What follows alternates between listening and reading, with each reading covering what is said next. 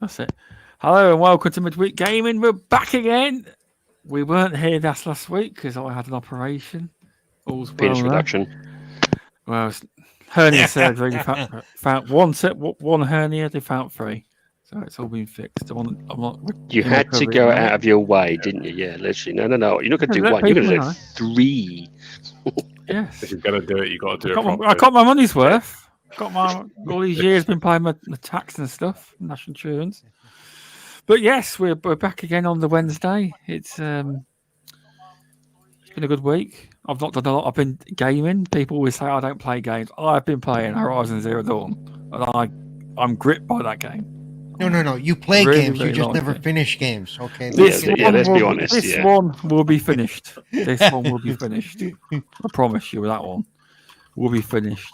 But yes, this week we actually have 2 guests on this week. We have Redders TV, who's a regular on the Xbox Live Party Podcast UK edition. Because they used to be unified, and now it's like 2 shows. Yeah. It's still the one banner, but we have 2 different, settings. Yeah, fair enough. How are you doing anyway? Yeah, doing good. I'm a bit ill today. I might have COVID, but if it's not COVID, I've just got standard flu. But I thought I'm not going to miss this, so I'm still here. Cheers for coming. Drink some Lucozade. You'll be fine. Monster for the win. I see.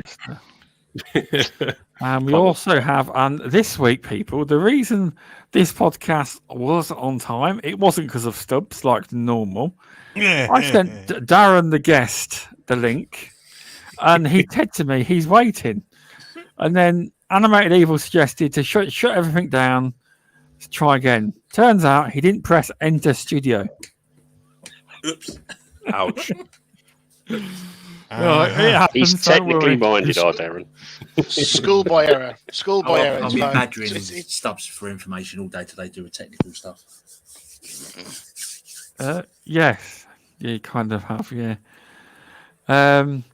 But yes, welcome back again. Thanks very much. It hasn't been that long since you've been on, really. About 3 weeks, isn't it? I think something like that. It has. You okay? Congratulations on getting a job. Thank you very much. I've got my induction first thing tomorrow morning, and then hopefully start Friday, Saturday. Oh, that's good to hear.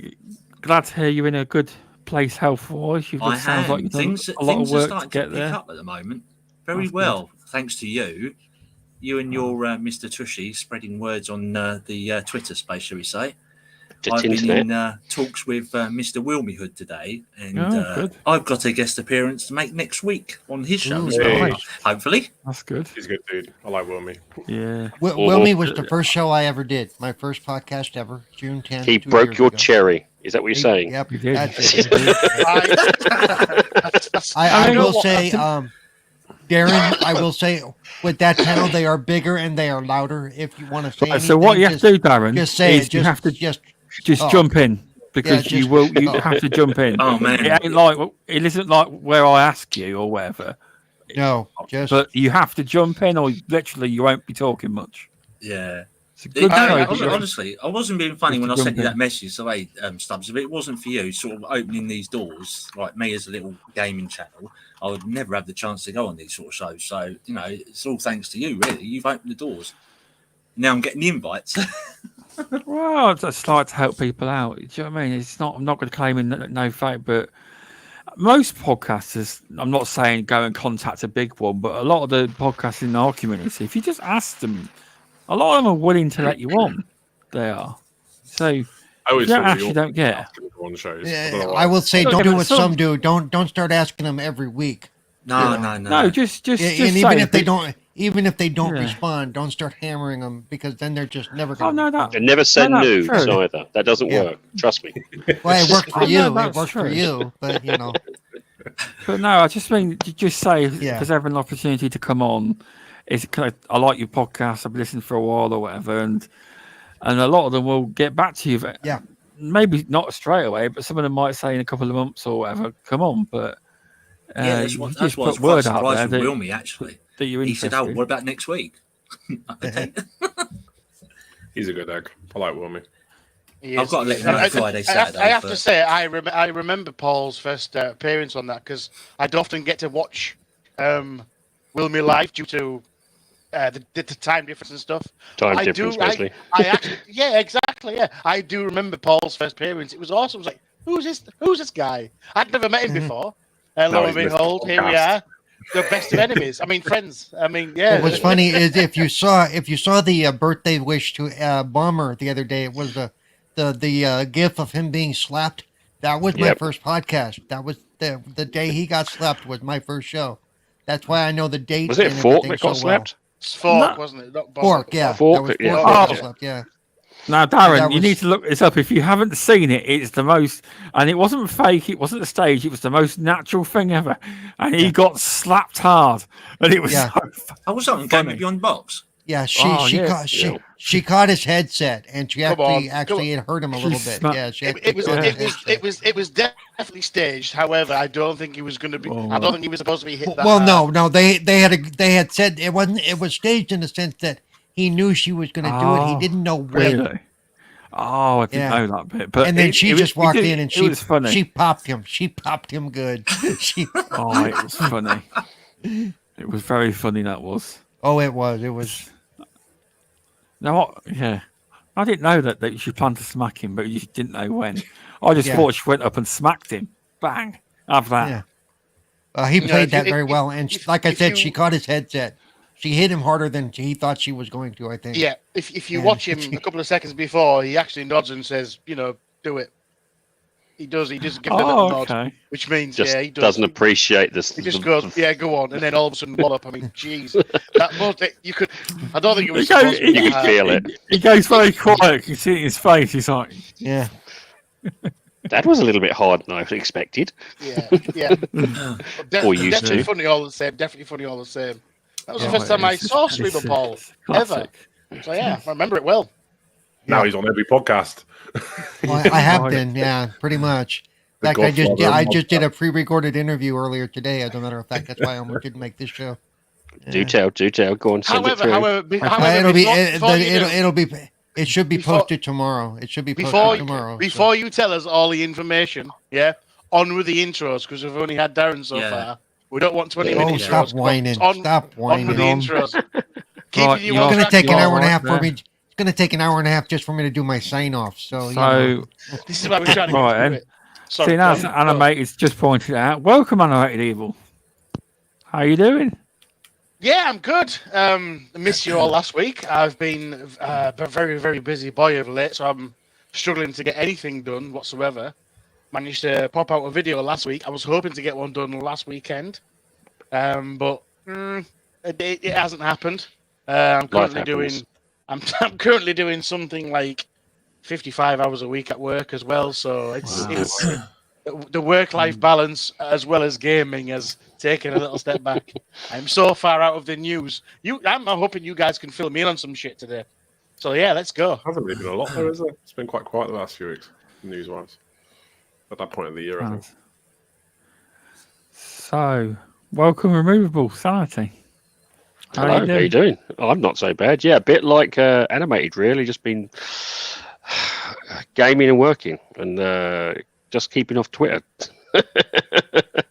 Haven't had time for that sort of stuff. I've been too busy sorting out.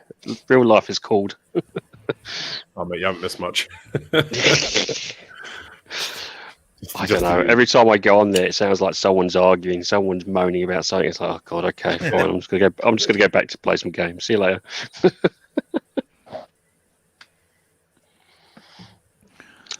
But that's me.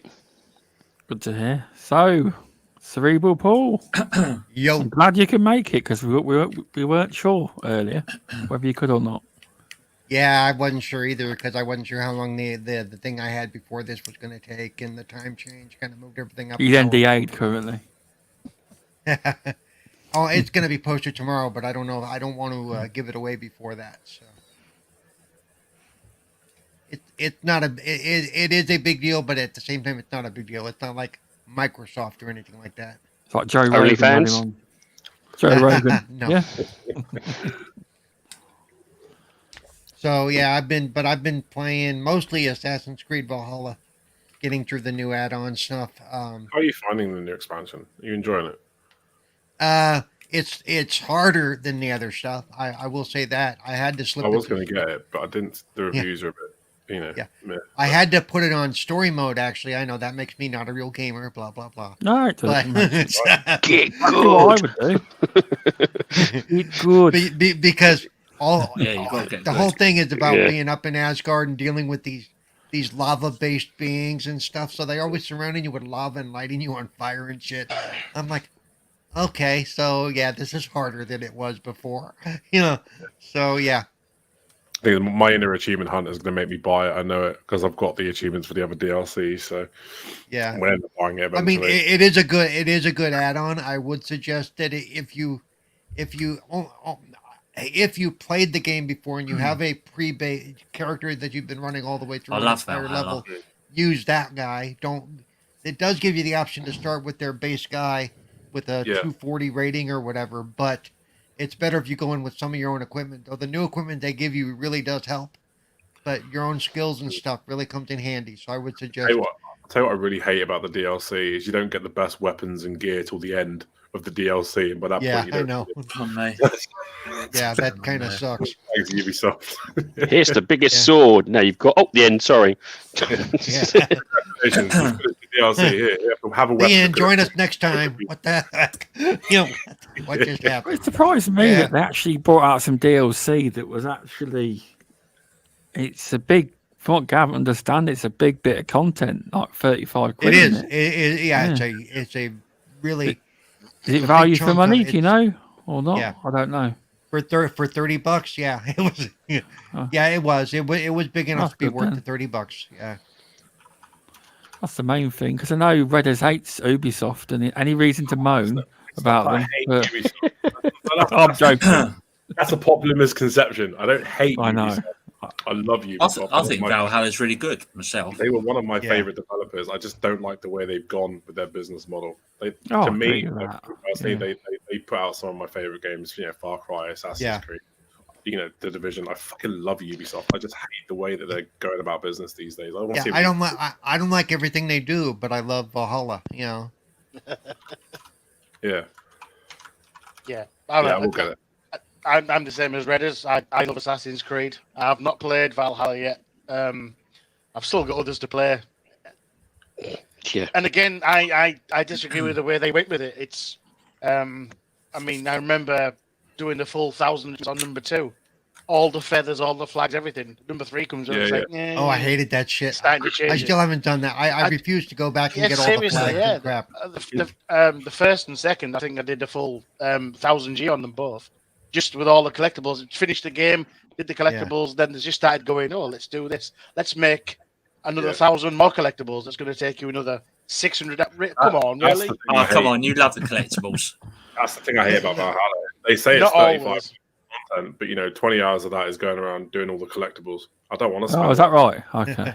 All right. What I don't like about the newer ones is where you have to chase the things through the air, doing the parkour crap. the You know, tattoos and stuff. Yeah.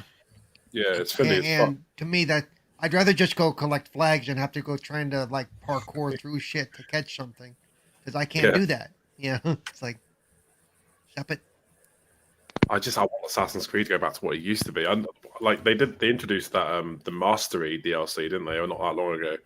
And Yeah. the only thing that made me realize was just how hard it is to be an assassin in Assassin's Creed. Like the stealth is so difficult. That's kind of like it's yeah. Oh, you have to be a stealthy assassin, but we don't want you to be a stealthy assassin. We Oh, want I've you to been be trying to much do that more of on a bruiser. Cyberpunk, Oh yeah, that can be done. It just depends on the stats. I was listening to Jez Corden a couple of weeks ago on Xbox 1 or 2 podcasts, they call it, with Randall. And he was saying he's played it once, but now he's going back through it as a stealthy option. I tried it the other day and like all hell broke loose. I just ended up doing an Arnold Schwarzenegger Rambo type. I thought, fuck it, go for it. Yeah. You could kind of do it with on Odyssey, but in Valhalla, you just got no chance. You're better off just running in there and clubbing shit to death. It's much easier. Yeah. Quick question for you, Redders. Hello. Valhalla or Odyssey? Honestly, hands down. I think Cassandra is probably the best protagonist they've had since Ezio. She was amazing. She was meant to be the standalone, wasn't she? It was just meant to be her, but then That's right, yeah. Lexos, who I just thought was such a shit character anyway. They could have easily just run with a Cassandra. I think most people just chose Cassandra over Alexos. So.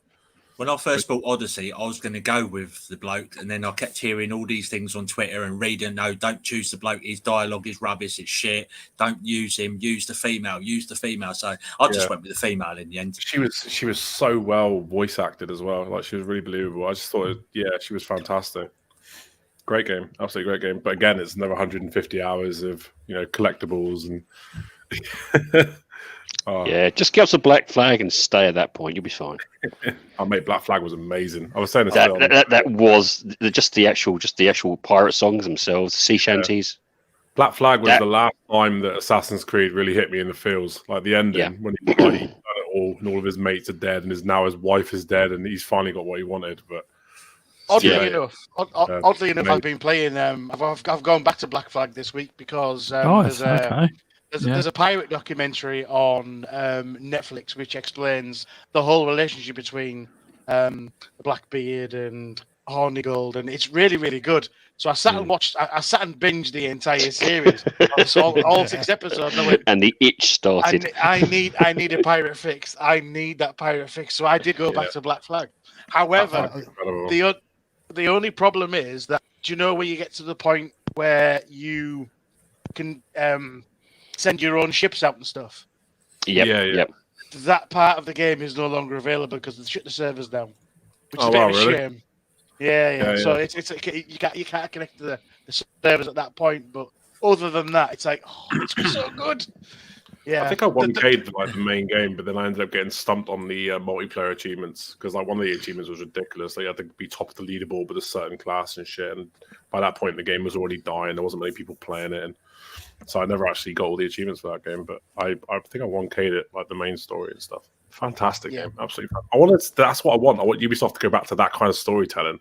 It's fantastic. Well, it seemed to be a nice blend of innovation, but very, as you said, it's storytelling as well, and a high class story that really drew you in from the beginning.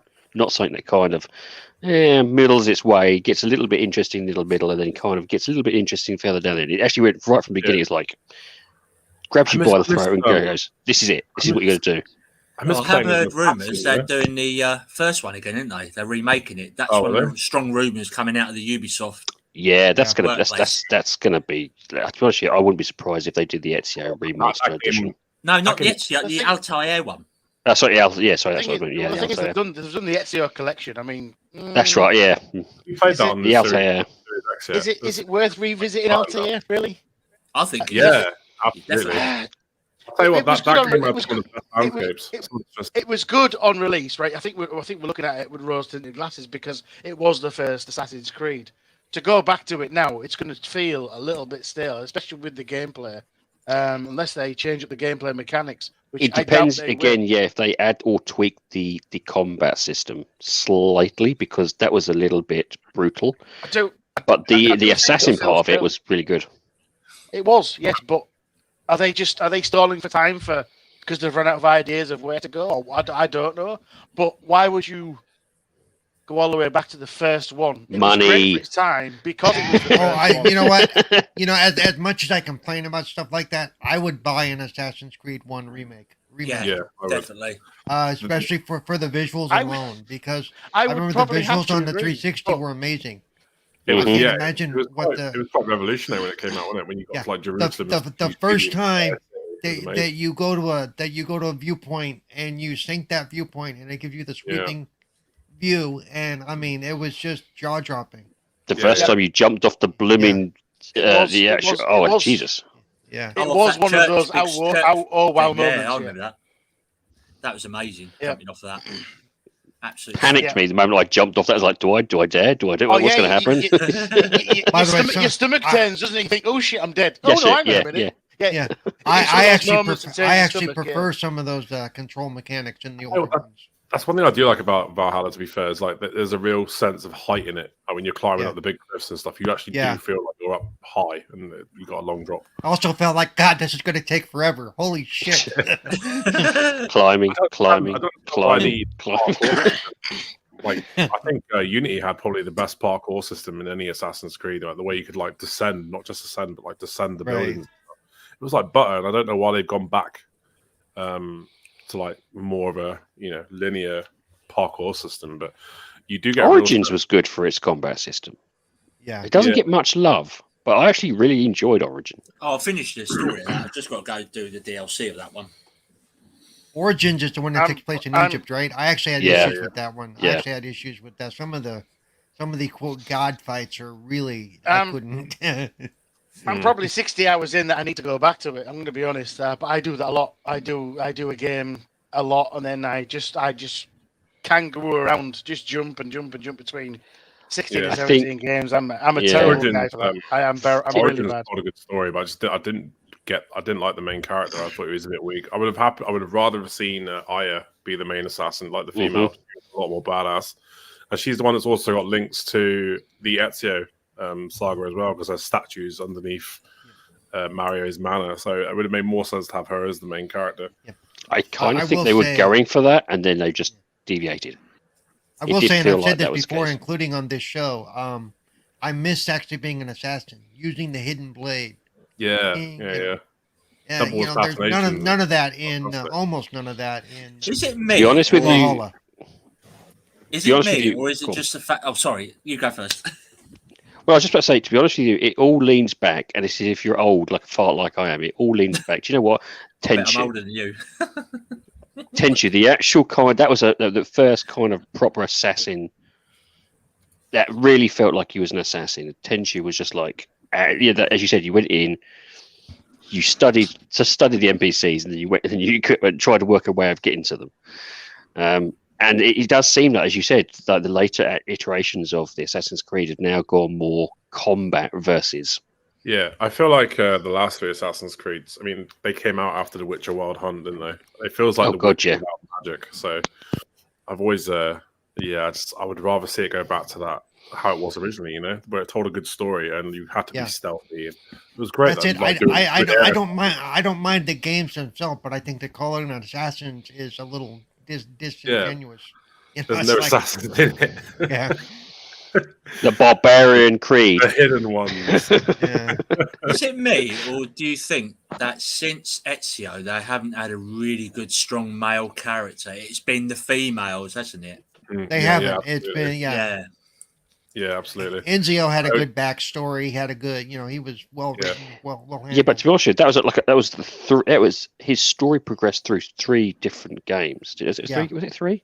Yeah. So it was a slow progression into, it started off you're thinking, is this character any good? And as a story gets better, it ramps up. Then the second one, it takes that and ramps it up even more. Then there's some bit of intrigue and things go wrong, and it ramps it up again on the third until.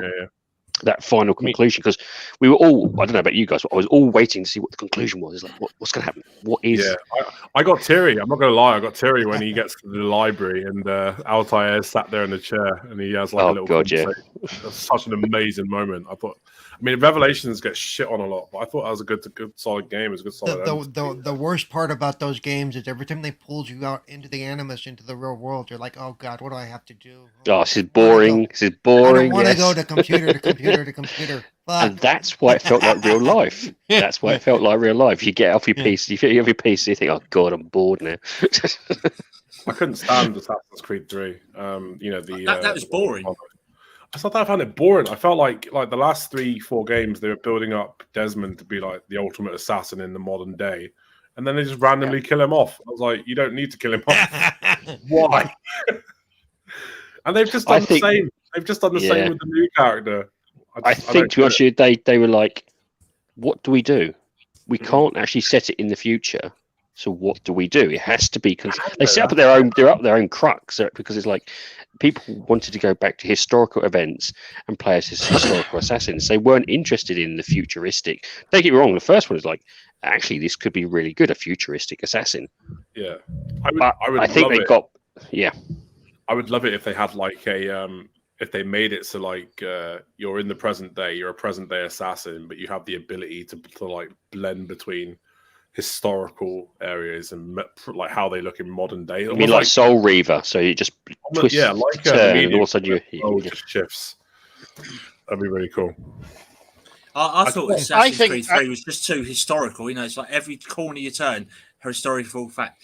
Everywhere you walked along, historical fact. Here's a Wikipedia page. Yeah, basically. That's what it was. I actually, but see, I like that about the game. It gave you historical.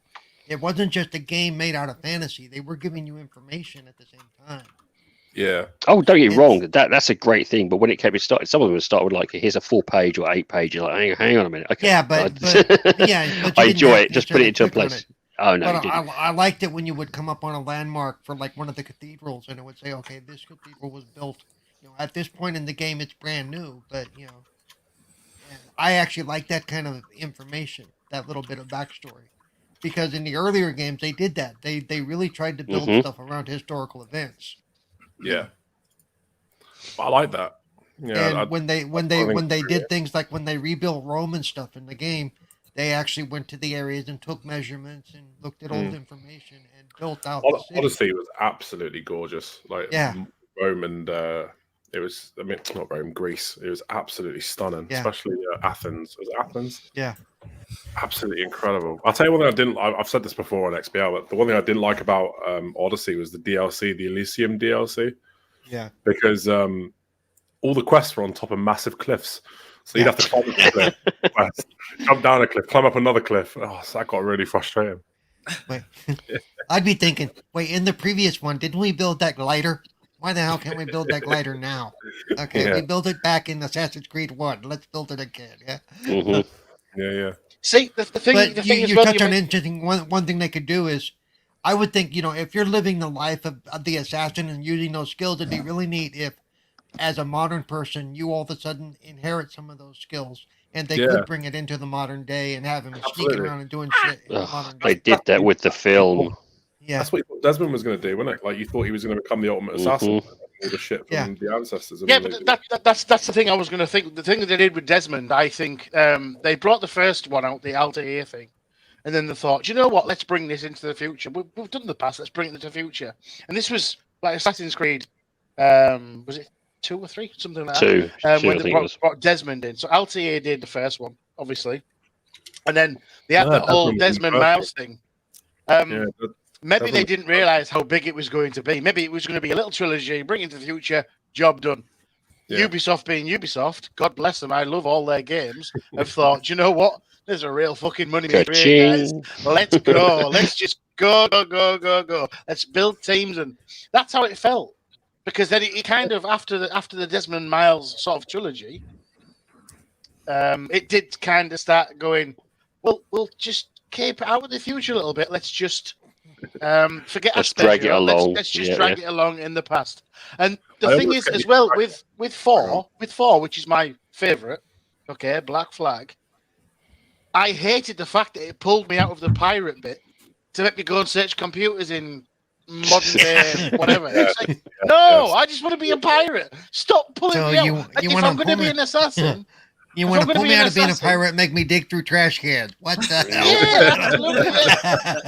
If you're going to make me be a pirate, let's be a pirate the entire game. None of this coming out with look, let's go and follow a girl around with an iPad in my hand. What's that about? Shit. Or maybe do the pirate thing, finish off that story, pull you back in the future, and now there's something you need to deal with in the present. Yeah. I feel like using the skills that you've learned. Well. Because it goes to different developers, doesn't it? Every Assassin's Creed. I feel like every time it goes to a different developer, they want to try and get all their shit in. So like nothing stays coherent. Like there was a point where like they were hinting at bringing Desmond back to life with the Shroud of Turin, but then that randomly like stopped. And now they got like the staff of what's his face, and then I don't know. I think because people keep pushing for it. I think feudal Japan. Yeah. How many people if you said, well, we're doing an Assassin's Creed feudal Japan? Honestly, with the popularity of Ghost of Tsushima, I reckon they will go that route. I think they I think that's it. Yeah. Do that. See, and if they did feudal Japan, or they could definitely pull in some actual assassins in history, Exactly, that would go down the ninja and the actual samurai aspects of it. Absolutely, it'd be great. I just feel like Ubisoft has lost their way with it. They're trying to turn everything into a live service. Well, yeah, because it feels like even as much as I liked Valhalla, what was the purpose of the whole thing? I mean, yeah, okay, all of a sudden to jump off this cliffs. guy from the past is living in the present somehow. He's been brought back to life, but apparently he was in that rotting pit for centuries, and he didn't rot to dust somehow, but it makes no sense. It just kind of goes, okay, you're done. I'm like, okay, sure. So maybe they left it open for the next game. I don't know, because I don't know what they're planning on doing, but it really didn't feel like they're doing Assassin's Creed Infinity, aren't they? Like that live service Assassin's Creed. I kind of, that's nobody wants it. Nobody asked for it. In the original games, in the original games, you had the whole aspect of the bad guys being the Knights Templar and all that stuff. Yeah, chasing down the apple of life or whatever they call this thing, Apple of Eden, which gave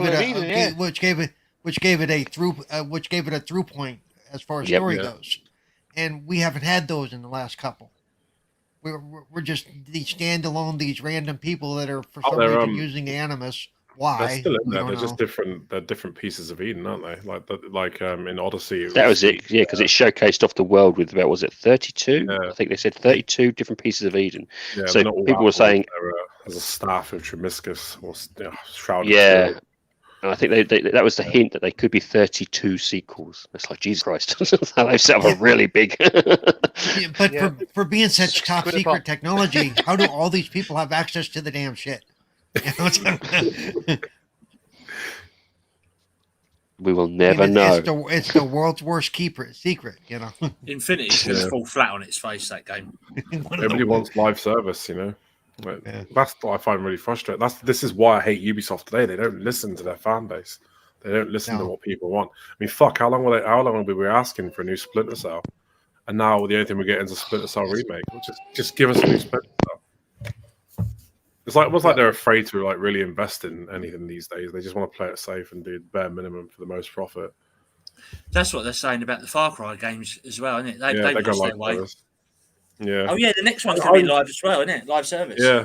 I enjoyed 6. 6 was decent. But again, it's got all the Ubisoft a game I'm halfway through again, so yeah. It's not as good as 5, but it is good. Oh, 5 was amazing. I went through all of that and the DLC. That was absolutely fucking amazing. Yeah, I thought they got the I like the whole Christian cult thing. Yeah, I thought that was excellent. The father was so menacing as a character. It felt relatable, didn't it? Yeah, absolutely. Yeah, it felt like you could be sucked into any given moment. I mean, a couple of the earlier ones were the 4 was okay. 3 was probably the best with Vaz because he was just crazy. Yeah, I 4 like with the whole Indian sort of reference thing. I didn't get, but 5, it just felt like, do you know what? If I met these people, I would probably just join in. Why not? And you're right. Relatable. It was relatable. It's like, oh my god, this guy's nuts, but he makes sense. Beautiful as well. Everything about that game just touched me in a weird way, and that sounds like dirty, but I remember loading it up. When you load it up and you get the music in it is so ambient and fit into the scenario, the setting. It was just absolutely perfect. The game was stunning. It hasn't been a Far Cry game that hasn't been stunning. I remember 4 on the Xbox One. It still looked amazing when you're right in the valley. You can look up at the mountains and stuff. Oh, Far Cry Blood Dragons is one of my favourite games. I don't think I played that one. Just for the 80s references alone, it is superb. When you get lizards that fire lasers from your eyes, and it's all neon, it is superb. That's the one with Michael Binet. That's right. That's it. That's right. Yeah, they got him to play to do the voice work. It was really short, which is depressing, but it was. I think it's only about 10 or 15 hours, but it is superb. It is just every 80 classic cheese you can think of thrown at this game. And I just loved every minute of it. A lot of people shit on Far Cry Primal, but I thought that was a really good entry. I enjoyed that. Yeah. Running around with a saber-toothed tiger as a pet. There you go. Bonk, So booga booga. about shoot people with a bow and arrow. I don't know what it is. I just love it. Give me a bow and arrow in any game, and I'm going to love it. Mm-hmm. Sorry, Stubbs, we seem to have gone off well on a tangent here. We have. Tangent, really never. I don't mind it. Just the reason I wasn't speaking is because Stubbs doesn't mind it because it gives him a chance to wander off. yeah, Eat some pizza, have a cup of tea, go for a poo. No, I don't play them really. Assassin's Creed. So no knowledge at all.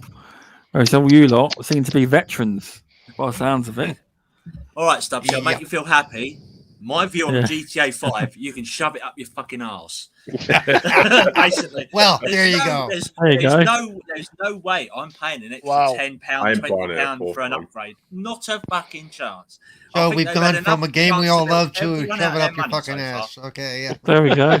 That's a British thing. That would do. No, honestly, though, they've had time and chance to run people's money, with this online stuff. How much money have they made on that over the last few game? years? The thing is, although sorry, go on, Stubbs. Sorry, but this is what people don't get. It's the people, right? Because I own GTA, and I know some play at the odd time, but he doesn't get it, so he's too young. But he doesn't play it right. But what you got to understand is, it's not us lot that are going to buy it again. Some of you will say you're not going to buy it, but you'll find it on sale and may end up with it, right? And there's animated looking. Right, but a lot of these big YouTubers, these kids watch. They watch GTA mods, you see, and that's who's buying GTA. And it will. I know it's annoying, but the game's going to continue to sell, and that game remake will sell well. I won't buy it, but these big YouTubers and Jelly, Slow Go Man, all them. They scream down the mic. The content's not. I don't think it's great, but they just muck about on it.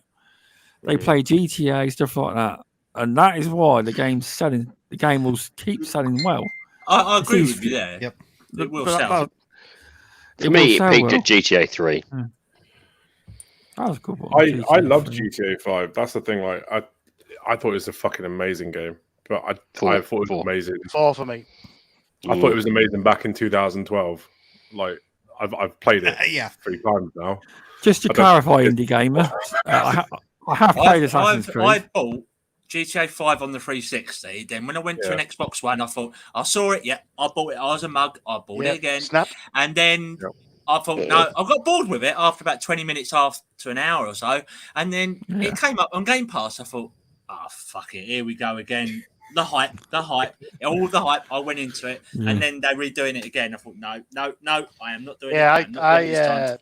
I like you, I bought it on the 360 and the Xbox One, and then I bought it for my 14-year-old last year as well because I thought, you know what, he's mature enough to appreciate it, and all his friends were playing it online, and he is mature enough. It was a case of one of those 2 rules. I bought him at 14. I know it's an 18 game, okay. 2 rules he had, and 2 rules only. Don't tell your mum. and don't play it in front of your little brother. Failed again. So far, don't tell your mom you're killing hookers, okay? So far, it's fine. He's done well with it. He plays it online with his friends and stuff. He plays a lot of it. But again, like you, I don't want to buy it again. I've played it twice. Yeah. I've played the campaign twice. The thing that I find really frustrating with it is all the people that are crying out for a GTA 6 are the same ones that go out and buy GTA 5 every time it gets upgraded. See, why they've got a cash cow like GTA 5? Why would they release GTA 6? But what was that announcement a few weeks ago from Rockstar about GTA 6 in development? They're saying it's long in development. Yeah, it's in development, but that could be. To be fair, Rockstar are pretty good when it comes to like announcing games. It's usually announced a game and then it comes out a year later. So maybe we'll get. No, they're not. Rockstar has pretty much stopped supporting Red Dead Redemption 2 because they're so focused. there was something online about Take-Two have acknowledged the fact that there's going to be another Red Dead game, and I think that kind of showcases it, because Red Dead Online is dead on Red Dead Redemption 2. It's dead because they've stopped doing anything to it. It was awful from the moment you bought the thing. It was literally just like, that's it. I'm out. It was doing okay for a while, but I never went online with that one. It did for a start. But the thing is, the problem is that it's very, very similar to GTA 5 Online with the cowboy skin. However, they've put so much into GTA 5. GTA 5 Online surpassed. So you look, they're targeting the same audience with both games because they both play the same. So they're obviously going to focus. Well, and part of it was when they released a new thing they did recently, and all the graphics were shit, and everybody was complaining. They pulled all the teams off of Red Dead 2 to work on GTA. Red Dead 2 stopped getting any new content. Yeah. So basically you're pandering to the same audience because the game's the same with the same game with a different skin. And because not really. They play a little differently. You know, doing horseback stuff and doing car stuff is too. I much prefer Red Dead to GTA. Agreed, Paul. Agreed. But it's the same basis, isn't it? And unfortunately, the popularity is with the cars and the money and things like that. So they saw how much they were making on GTA 5 and gone, let's focus on this. For me, they lost. Part of the problem was they released a polished turd, and they needed to get the other parts of the team in to fix that turd. Before it totally failed. Because when they released that, go back and look a few months ago. It got some seriously bad press. I don't know if you guys remember, but like GTA 5 earned $1 billion profit within its first week when it came out on the Xbox. So it's not like they're fucking short of money. I can tell you now, GTA 6, with the way it's going, could be just one of these open world services. And with Rockstar North being in Scotland, they also enjoy the tax breaks Scotland's offers as well. Yep. Yeah, so I did hear the rumour about GTA 6 is possibly going to be just a basic online service game. Basically. It would not be surprising. That's the rumour I've heard recently. And they're probably still going to charge you $60 for that shit. Yeah. I'm going to put it out there that it would be a shame if it didn't launch with a story, because the Grand Theft Auto stories from start to finish have been absolutely fucking fantastic.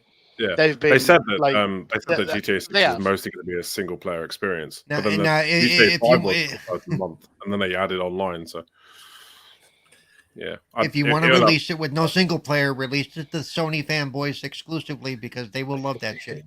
It's only rumors, but they're supposed to be. They will tell you that they are willing to pay $60 for that crap. Yes, now that I could get behind. If they went back to the GTA 3. Yeah, so where was it 3 or Vice City? It's one of those two. The rumors. Vice City, I think it was. Yeah, Vice City is one of the rumors I read a few months ago that they're thinking about possibly setting GTA 6 in, but with a female protagonist. Yeah, they're saying that GTA 6 is going to be spaced out over different areas that people know and love. So it could just be Liberty City, Vice City. That'd be good. That'd be good though, with a female protagonist. You might be able to fly between them. See, my favorite GTAs have been the DLC that came with number 4. The Ballad of Gay Number 4 itself, the Ballad of Gay Tony and Lost of the Damned. Those DLC stories were by far the best, I think. Yeah. Even better than GTA. I enjoyed them better than GTA 5. I really did. The Ballad of Gay Tony was absolutely fantastic. If none of you have played that DLC, please, just play it. Get all of the characters from past and present, get them into the same game, and have the new. Oh, you got. Do you know what it is? I've just worked it out. Thanks to Redders, I've now worked it out. It's GTA. What's it called? Old Folks Home. That's what it's going to be, isn't it? GTA Old Folks Home. They're all lined up, and they try and escape from the old folks home to get back to their respective, towns and cities. And they're going to be on their power scooters. They're going to be on their power scooters. Yep. Sanity. You ever seen that British gang flick, Cockneys versus Zombies? Oh, yes, that's what I had. That's what I was thinking. Yeah, that's what I was thinking. That old folks home. I thought of that bloke in that wheelchair in that garden. I thought, oh no. That's it, because he puts it on the two mini. He puts on the 2 miniguns on his walker, and just basically mows people down with them. Brilliant. Bricktop from Snap, isn't it? That's right. Yeah. That's it. Red Top. Brilliant film. Snatch is such a good movie. If you haven't seen it, you've got to watch it. It's such a good film. There you go, Paul. You wanted another film? We've given you one. Yeah. Cockneys versus Zombies. Brilliant film. It is. Yeah. If you, it's yes. I'm It was a looking tail I'm end looking of for new Snatch. TV shows that I haven't seen, but those of you who know me here know I've seen a lot of British TV. So a lot of this. I told you. Yeah. A lot of this The stuff British people are throwing Bake at me. Off. I'm going, seen it. Coronation Street. I mentioned I am Open All not. Hours No, to you no, the I other am day, not Paul. watching 35 years of Coronation Street. Paul, have you watched Red Dwarf by any chance?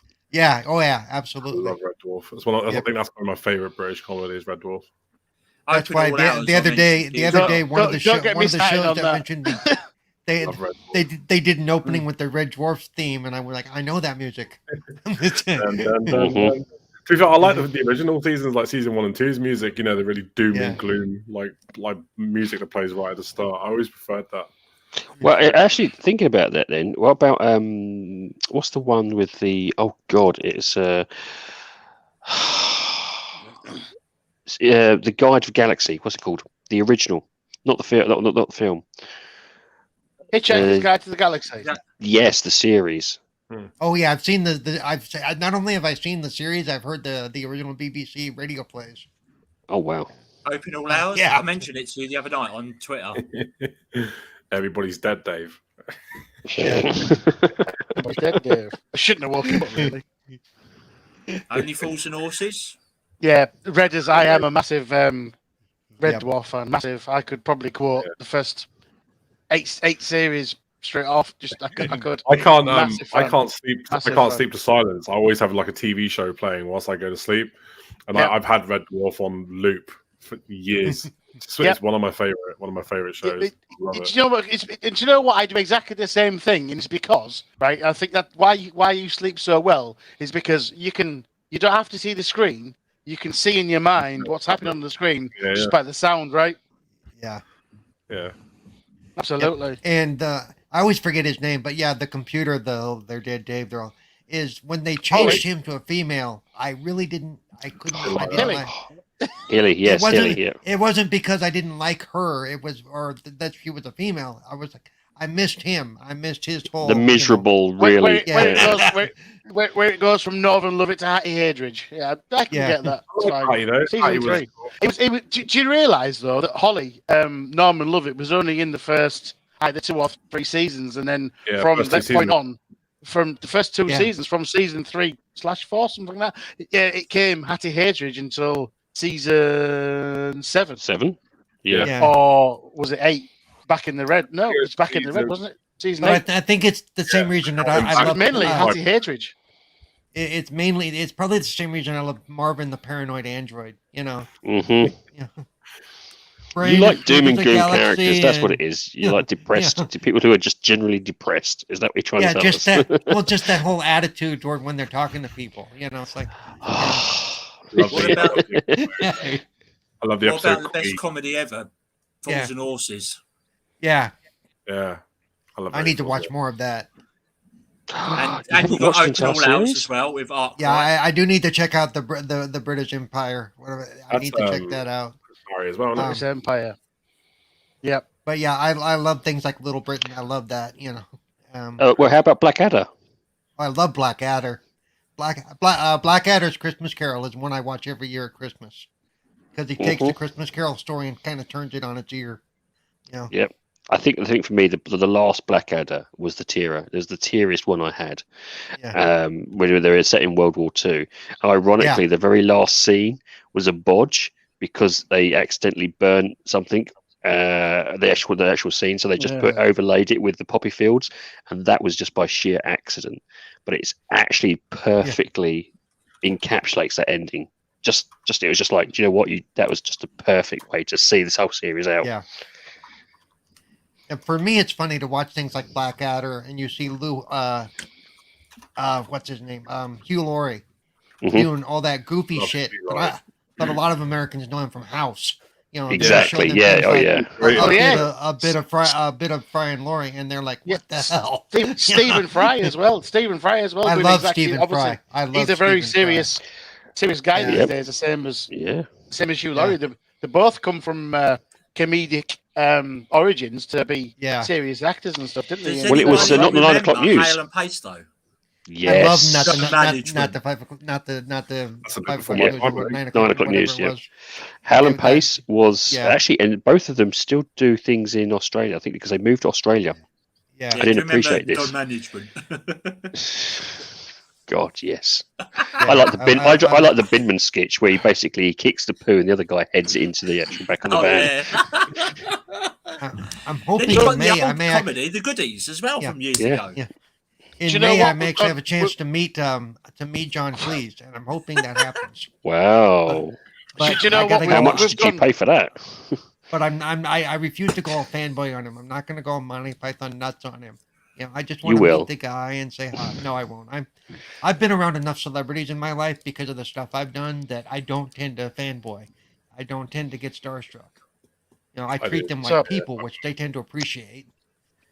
So clearly, then you're a 40 Towers and Mr. Bean fan. Oh yeah. Fawlty Towers is awesome. Guys, we've gone from a gaming channel to what's the best thing on the BBC. Let's get back on track, please. What's wrong with that? I know we have not much topics today. However, we've gone completely off the fucking page. Hey, look, even the chat is into it, though. It's fine. But we've gone completely. It's Stubbs' fault.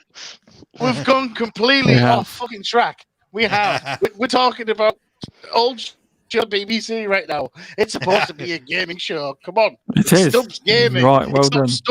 It's not Stubbs.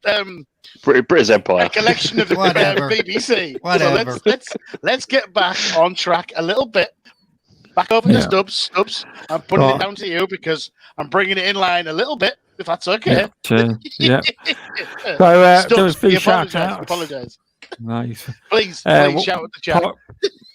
Thanks for coming to Pudsey99, Pirate MD, Pixel Slapper, Reddit TV, Animated Evil. Hi. Going up the list. The Indie Gamer is here. Welcome. Going up the list more. I did see Masuku earlier on, unless I'm mistaken. I probably didn't see him. I thought it's kind of Luke Steele. I know you're lurking. How are you doing? Let's go further up the list. Crispy Bomb was here earlier. Well, I don't know if he's still here. He may be. The Ginner with the hashtag Ginner's a letdown. He will listen to this on replay, I think. 5 minutes and then disappeared. What a fucking letdown.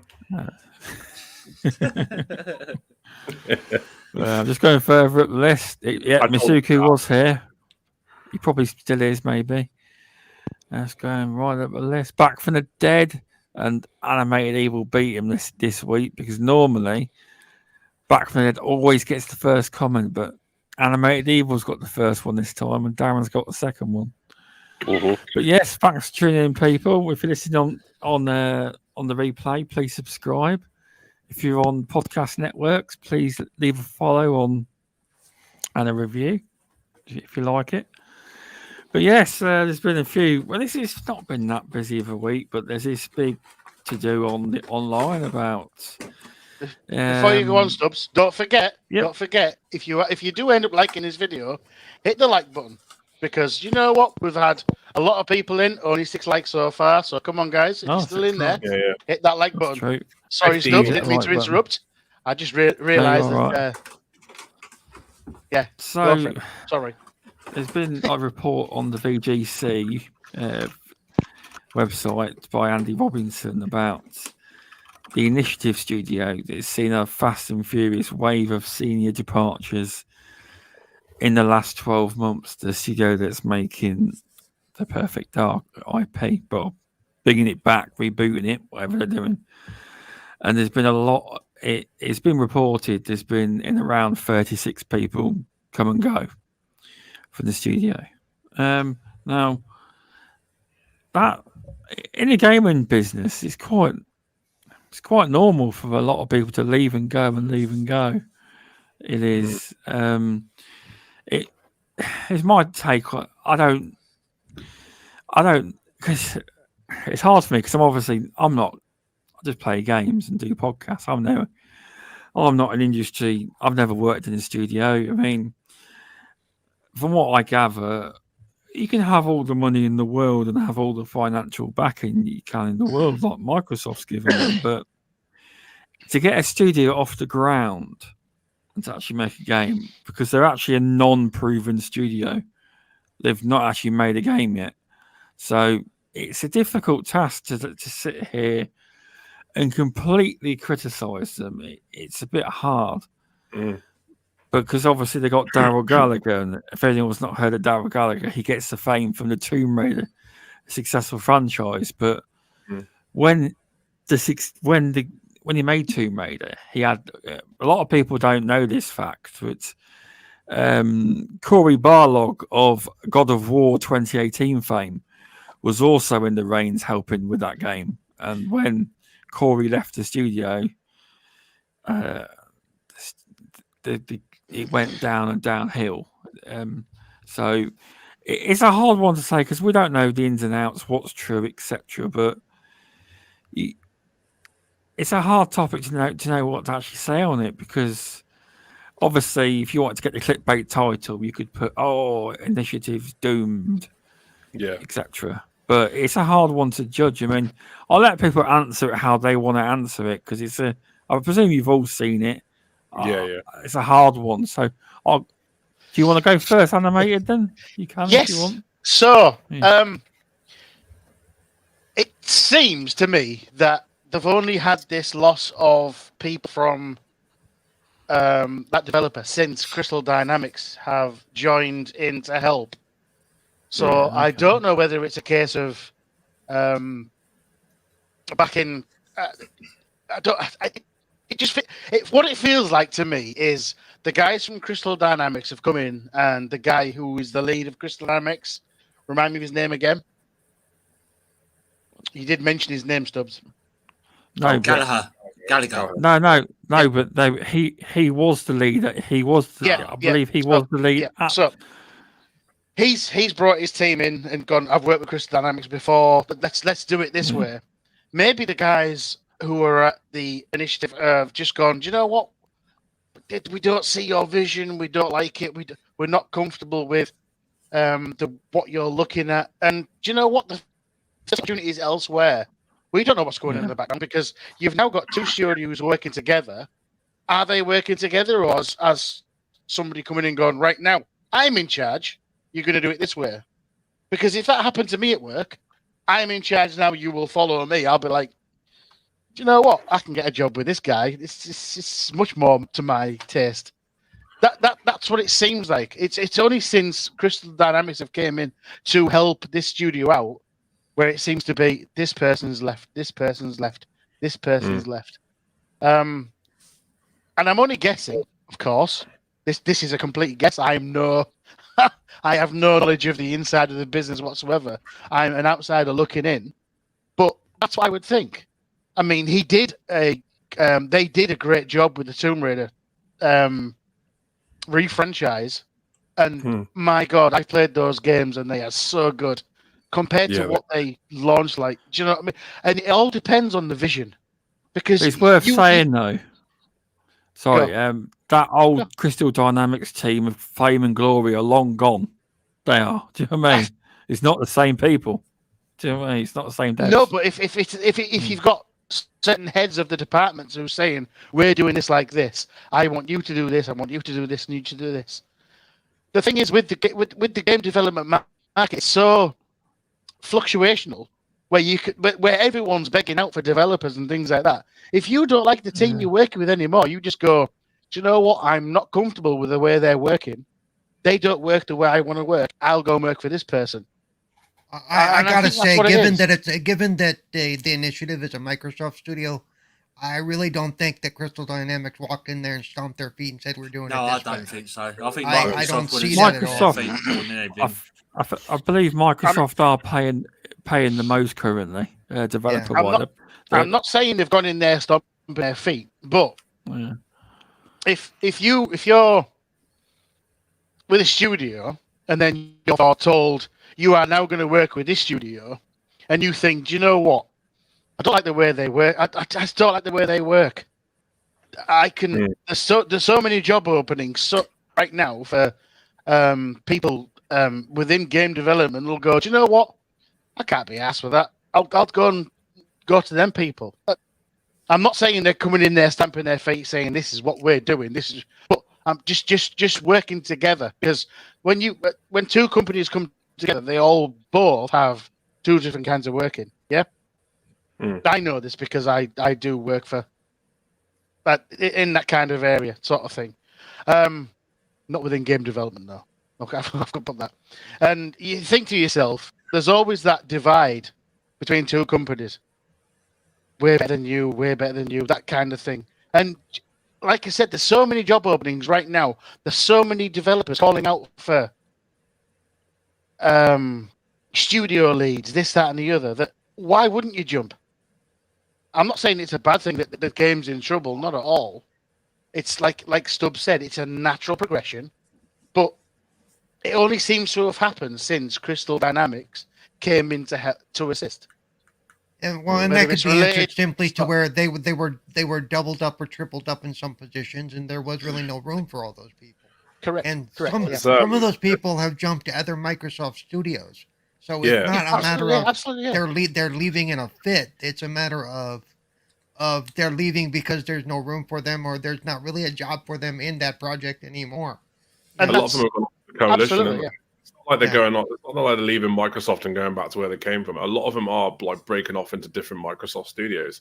So I mean, if they're not needed there, they're not needed there. They're just gonna, go work over there. I mean, there's this. I don't know. I think there's this. I mean, it's no secret the internet loves to shit on Xbox. It's always been that way. It's always been cool to shit on Xbox, and I think there's been a lot of hype around the studio that people are sitting back and waiting for them to fail. That's the impression that I get, and like everybody touted that they're meant to be a quad A studio. That wasn't even said that. No one ever said that.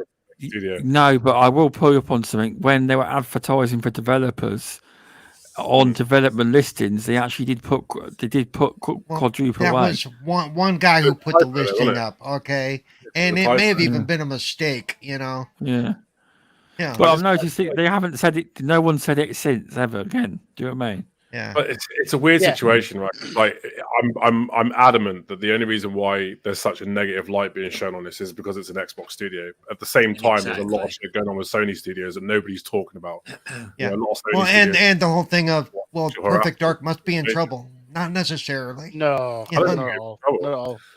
From what I was reading, it sounds like the issue is they're a studio that's used to having like a top, guy that basically dictates what happens with the game. But it sounds like Microsoft has a bit more of a relaxed atmosphere where it's like, just develop the game you like, and so there's no pressure on them to really throw a game together. So I don't think it's a case of I just think, and they're not crunching either. They're not like rushing to put a game out, and I'm happy about that. I'd rather they take their time, get a good game out, rather than have all this hype and anticipation just to put out a turd because it was rushed through development. I'm happy with them taking their time. It kind of bugs me that even people I respect and listen to their shows and stuff are going for this clickbait narrative of is Perfect Dark in trouble, or is the studio I saw that apart? earlier. And it's like, oh my god, no, just for the love of stop. Xbox is a lot better. Do you know what? Paul made the best point that I didn't even think about. Okay, I said it's only because Crystal Dynamics are coming, that kind of thing. But like Paul said, if there's two people doing the same job, one of them's going to go, do you know what? You do that. I'm going to go to this studio within Microsoft, within whatever, because you would, wouldn't you? You don't want to be sat there going, what? Who's doing this? Me or you? You, me? Yeah. And that's the thing. That's the thing. Of course, that's what happens, isn't it? And I didn't even think of that, Paul. So the other big picture people lose track of is Microsoft doesn't pay all these studios out of the same bucket. They all have their budgets and stuff. And so if somebody needs to move, even though they're going to be doing basically the same job on a different game, they've got to move to that studio. But seriously, people love to see Xbox fail. I don't know why they get off on it. Like Arcane Studios were looking for new staff. Yeah. Jump on that. What the problem? Why they're targeting initiative? Because obviously the initiative was built from the ground up. It hasn't actually delivered a game. That's why they want it to fail. You see, I'm not saying everyone wants it to fail, but it must be hard to make a studio because it just. I mean, for all we know, I'm not being nasty. We don't know. This game could be in trouble. We don't know, do we? It's like you don't know all the facts, do you? Until we see a game come out or a nice little new trailer. You see what I mean? Everyone on Twitter seems to be an expert in studio management and game development. I mean, the best person. He's not here. The greatest one with knowledge would be VJ to talk on the studios because he's been in the business. He knows how this stuff works, but. He couldn't make it tonight, but if you want to listen to Boom's show, Xbox Factor, it was on. He made some very valid points he did on it. But they're saying that Fable's in trouble because they're still hiring staff for that studio. I think Fable's quite a few years away, though. I mean, although Playground are a good studio, like I say, that they are got Fable down for 2024, 2025 release. I think you're looking at 2025 easy. Because they're not going to rush it. Because although Playground are a incredibly talented racing studio, they haven't made anything but races. So I do actually have full faith in Playground. They're going to deliver a good Fable. I do. I think just because they brought in like quest designers from Lionhead. Is it Lionhead? Yeah. The game originally. So something like that. But it's not like they're going in there blind and saying, right, we're going to make a Fable. The initiative's getting more stick because basically they're a new studio who have never released a game as well. That's a lot of sticking points. I have to side with Redders. You know, every day this week on Twitter, my fault. I've seen it. Oh, initiative in trouble. Oh, Microsoft in trouble. Microsoft can't deliver with their studios. They can't control their studio developers. Yeah, exactly. And I'm thinking, well, hold on a minute. It's like, I think Animated said it as well. It could be people's contracts are up. They've been moved into another part of a Microsoft studio, or they might have gone over to where Corey Barlog's studio is, or even Cliff Blazenti's studio, for all I know. You know, I mean, it could be anyone. It could be contracts up. Could be relatives that are ill. Oh shit, I've got to leave. Sorry, I don't mean to leave you in the lurch, but my family comes first. I'll be back at a later date. That's it. The only one who left that was a bit like suspicious was it Drew Murray, because like he said he was leaving. He wanted to go spend time with his family. He needed to take some time away from like the business and stuff. And then like a week later, he was announced as moving to Insomniac. That was the only one that was a bit, well, what's the real story going on here? Yeah, but I think he did have a family member who died as well. Yeah, he did. As well. His brother, I think. Because I know a lot of those. After 2 weeks at home, his wife was like, "Okay, that's enough of you. Go get a job." It wasn't even 2 weeks. It felt like 4 days or so. But it wasn't even a matter of weeks though. Did he go to Insomniac? Was it Insomniac games he went to? He came from Insomniac, over to this side of the fence.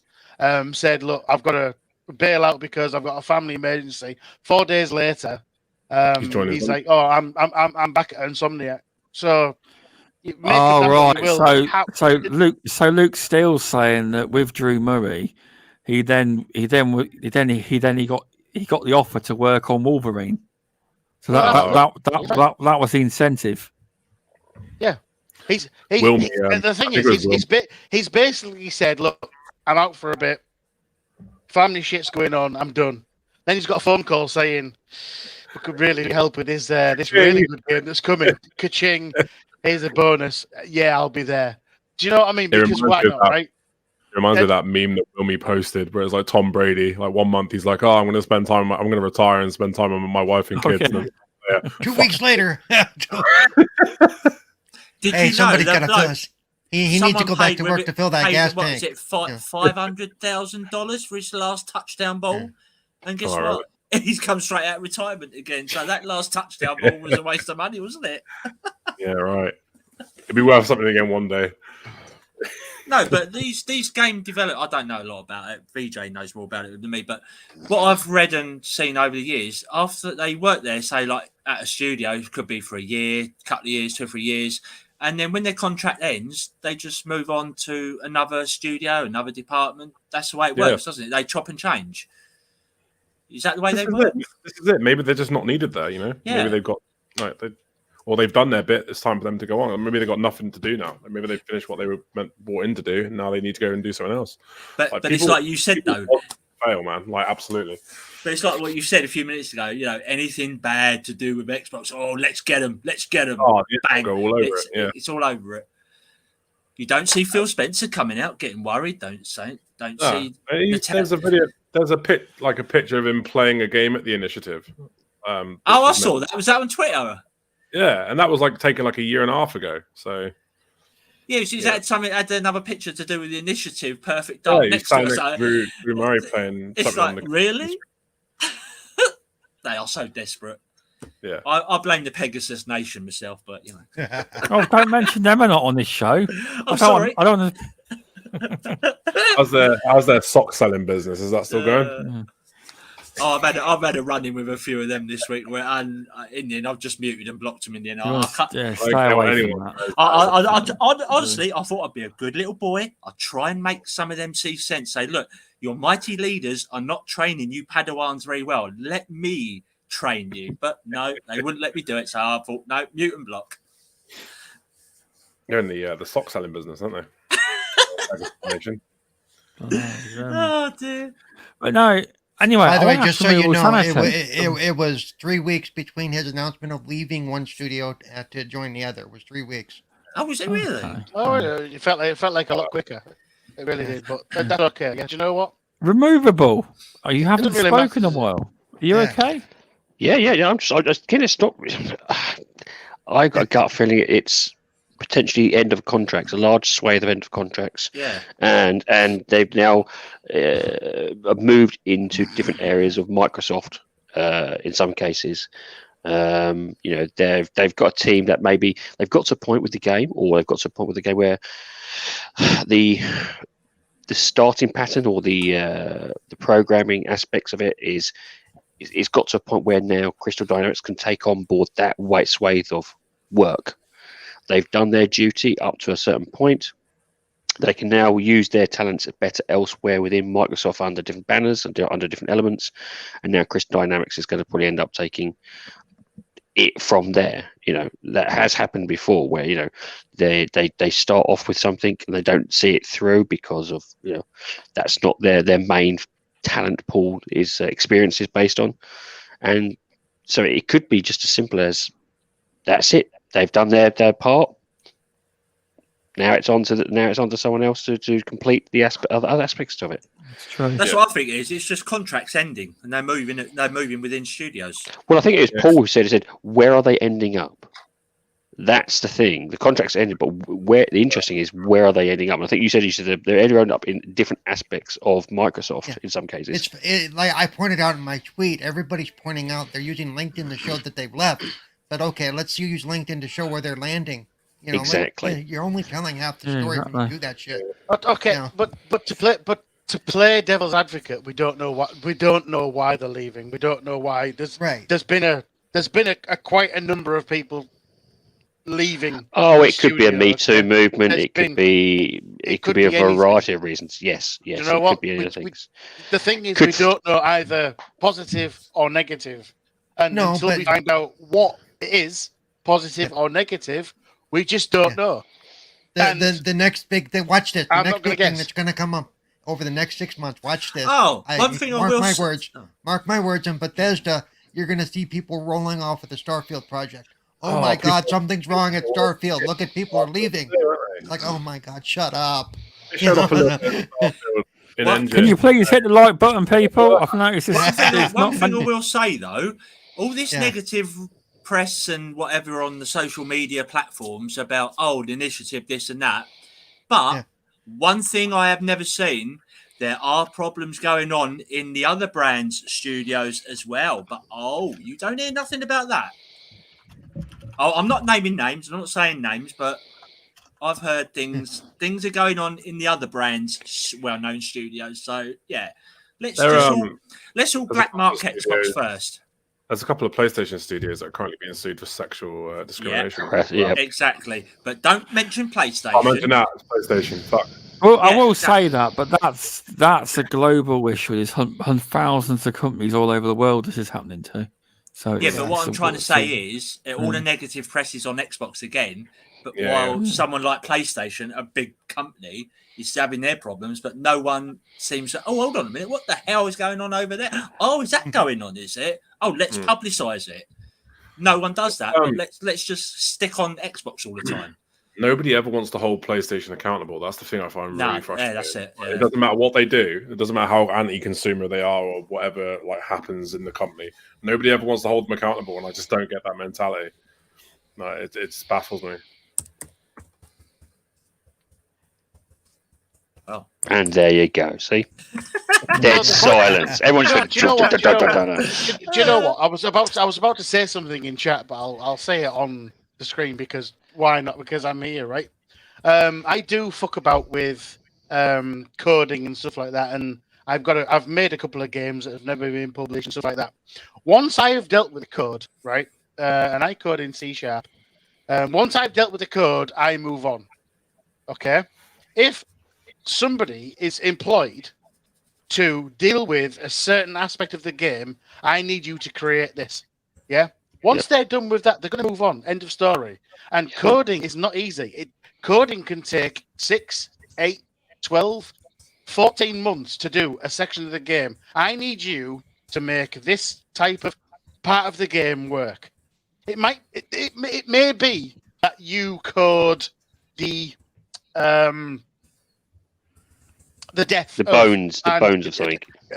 You create when death happens in a certain as part of C#.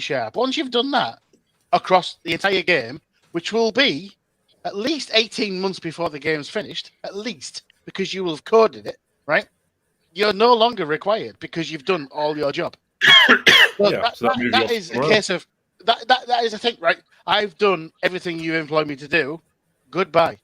So that maybe just the game itself is further along than we think it is. Do you know, it may be that most of these people that are leaving have done their job and that's it. Goodbye. Do you know what? I've been contracted to make this. I could put you in touch with a level designer that does this. He worked on Crackdown 3. He worked on Snake Pass. He worked on this, that, and the other. I follow him on YouTube. He's making his own game right now. He's a level designer, but he moves on from this company to this company to this company, and I won't tell you where he's working right now. Okay, but he will in the next couple of months when he's done whatever levels he's been employed to do. He will leave that company and will go somewhere else to do something else. Yeah, unless of course they've got some other game which he'll be then. Yeah, he could be seconded on to something else. Absolutely, but that's what he does. So maybe the game itself, right? The reason these people are leaving is because the game itself is in a better state than we could imagine. But these people have finished they've finished their jobs. They're done. Well, didn't they say Perfect Dark's been in development for about since 2017? Or did I hear that wrong? 2017 was it, or something like that? It's true. You would hope the game's nearly finished by now. So if it's been in, go on, Paul. But I was going to say, but even through that process, things like storyboarders and certain. Oh yeah, that takes a year or two just up to that point. No, you got pre-production as well. But yeah, pre-production stuff, they're all off the project, and because they're not needed there anymore, they move on to other stuff. It's the same thing. So Perfect Dark should be pretty close to done at this point, probably. That's why they're probably rolling a lot of people off. Because you don't when you're pursuing the end game of polishing things, getting rid of bugs and things like that, you don't need the level designers anymore. You don't need, because what's the point? Because the levels have already been designed. The game's done. Yeah. So it's not a surprise that people leave these companies. Why are people saying, "Oh, it's in trouble. It's going to go underneath"? It's not right. Yeah. Because when you're done with your specific part of the game, you go, "Okay, this guy's problem now. I'm going to go get a better job with this guy." Especially if they're moving laterally. Especially if they're moving laterally to another software company. Exactly. Yeah. Of course, they're going to hemorrhage stuff because they no longer need them. Because if you guess what? It is believed though. On Twitter, I no longer need a lead level designer. Yeah. Because guess what? All the levels of design. Twiddling his thumbs. Yeah. We're now just trying to find the problems. With Perfect Art, though, it is believed that they did a soft reboot that changed the whole direction of the game halfway through. So, which probably did happen. It happens in a lot of games. It does. Yeah, I was going to put that in chat, but I thought, fuck it, I'm on the show. Why not talk about it? I think people are just looking to make a mountain out of a molehill. Yep. But yeah, onto some positive news. I know RemovableSanity will like this news. Most people. Elden Ring sold 12 million copies. That's good, that. Hey. That was surprising. And only 4 million of those people asked for a refund. No, I'm kidding. It's a good number, that is. I think in this instance, I think the reason I'm going to kind of be a little bit cautious with my words here, because obviously Paul's going to kill me if I say the wrong thing. In terms of the Dark Souls franchise, and that technically being a bit of a niche to its own market, but well-loved niche, this game does seem to have pushed itself into the mainstream. It's been, when I say more accessible, it's not necessarily more accessible in terms of options. I would say more accessible in terms of the moving from its niche aspect to a much more wider audience. So it sounds like the way it seems to, well, the game itself seems to be much more like, I'm going to bite my lip a little bit, but it's becoming like a bit of a COD. It's opened its markets to a much more bigger audience than the previous games, and that's due to its own history. You know, of those type of games being super hard, super inaccessible, super frustrating. It's got its own kind of background. This one, just by playing it, for someone who isn't a Dark Souls fan, it is much more accessible in terms to your average player. Where I think a lot of Dark Souls wasn't generally aimed at. Well, it didn't feel like it was aimed at, maybe. I'm probably going to get a bit of flack for this. I played Elden Ring. I don't get the hype. I don't understand why it's scored so highly. I don't get why it's got a high Metacritic score. I just don't get it. I think it's one of those games that everybody just has bought because they want to consider themselves niche. It's okay. Like it's fun for like 5 minutes. I don't understand the hype of it, and maybe it's because I've not played a Dark Souls game, but I've been trying to get into it. I just don't get it. I don't get the hype. Man. I don't. I'd rather keep my controller, not crush it, as Crispy Bomb said the other week. Do you see? This is the thing. I've generally only come up so far with probably 1 or 2 times where I've been frustrated with the game. And as someone whose only other experience was of the original Dark Souls, and within the first hour, I was like, "I'm quit this game. I've quit it. I've not played it again. I haven't played it again." I was ready to smash the fucking screen on Margit. You know, the first boss. I just thought this is pointless. I don't enjoy. How many hours was you doing? See, that's the thing. I think it's see, for me, I just went, do you know what? I'm just going to piss around the outside world, mess around, level up, do things, hit the smaller bosses. And then by the time I got to that point, I actually found a weapon that actually pins him down, and you can almost cheese him. And actually, I was like, wow, he's really easy now. And after seeing everyone go, oh, he's absolutely, it's like, maybe I was so over-leveled. It must have taken me like 3 hours of going in, dying, going in, dying. I think I managed to bullshit him on the last attempt, and that's the difference with me. Is like I've had a couple of bosses like that in Genocide. Do you know what? After about the 3rd attempt, I'm like, bollocks this, piss off somewhere else, find somewhere else which is a boss that's even easier or much easier, and I've explored those areas. Yeah. And then by the time I've gone back, I've never forced myself to go back to the boss and get myself frustrated. Previous Dark Souls games were like, no, you have to basically walk through this door. You have to keep hitting you on your head until you basically, until you complete it. On this one, what I hate is it doesn't tell you anything. Like you pick up a quest, it doesn't tell you what quest you got. It doesn't tell you where to go to do the quest. I don't like that. No, that it's very much a open. This is a game that does not hold your hand in any form whatsoever. It is, and there's stuff. That shows me where I'm meant to go for the fucking quest. I pick up a quest. I don't even read the text. I literally just skip it because I can't be asked to read shitloads of dialogue. Then I end up like, oh, I don't know where I'm going. Yeah, exactly, and that's exactly it. I've on this one, I've actually probably learned to look carefully and listen to what I'm being told, because they do give you hints at where you're supposed to go next. You know, I had one where it's like, damn it, this person's killed my father. Please, could you go and kill him? I think he's over here. And then you go over there and you find some other NPC that goes, well, actually, no, he's already murdered someone else. He's popped over there. And you're like, okay, fine.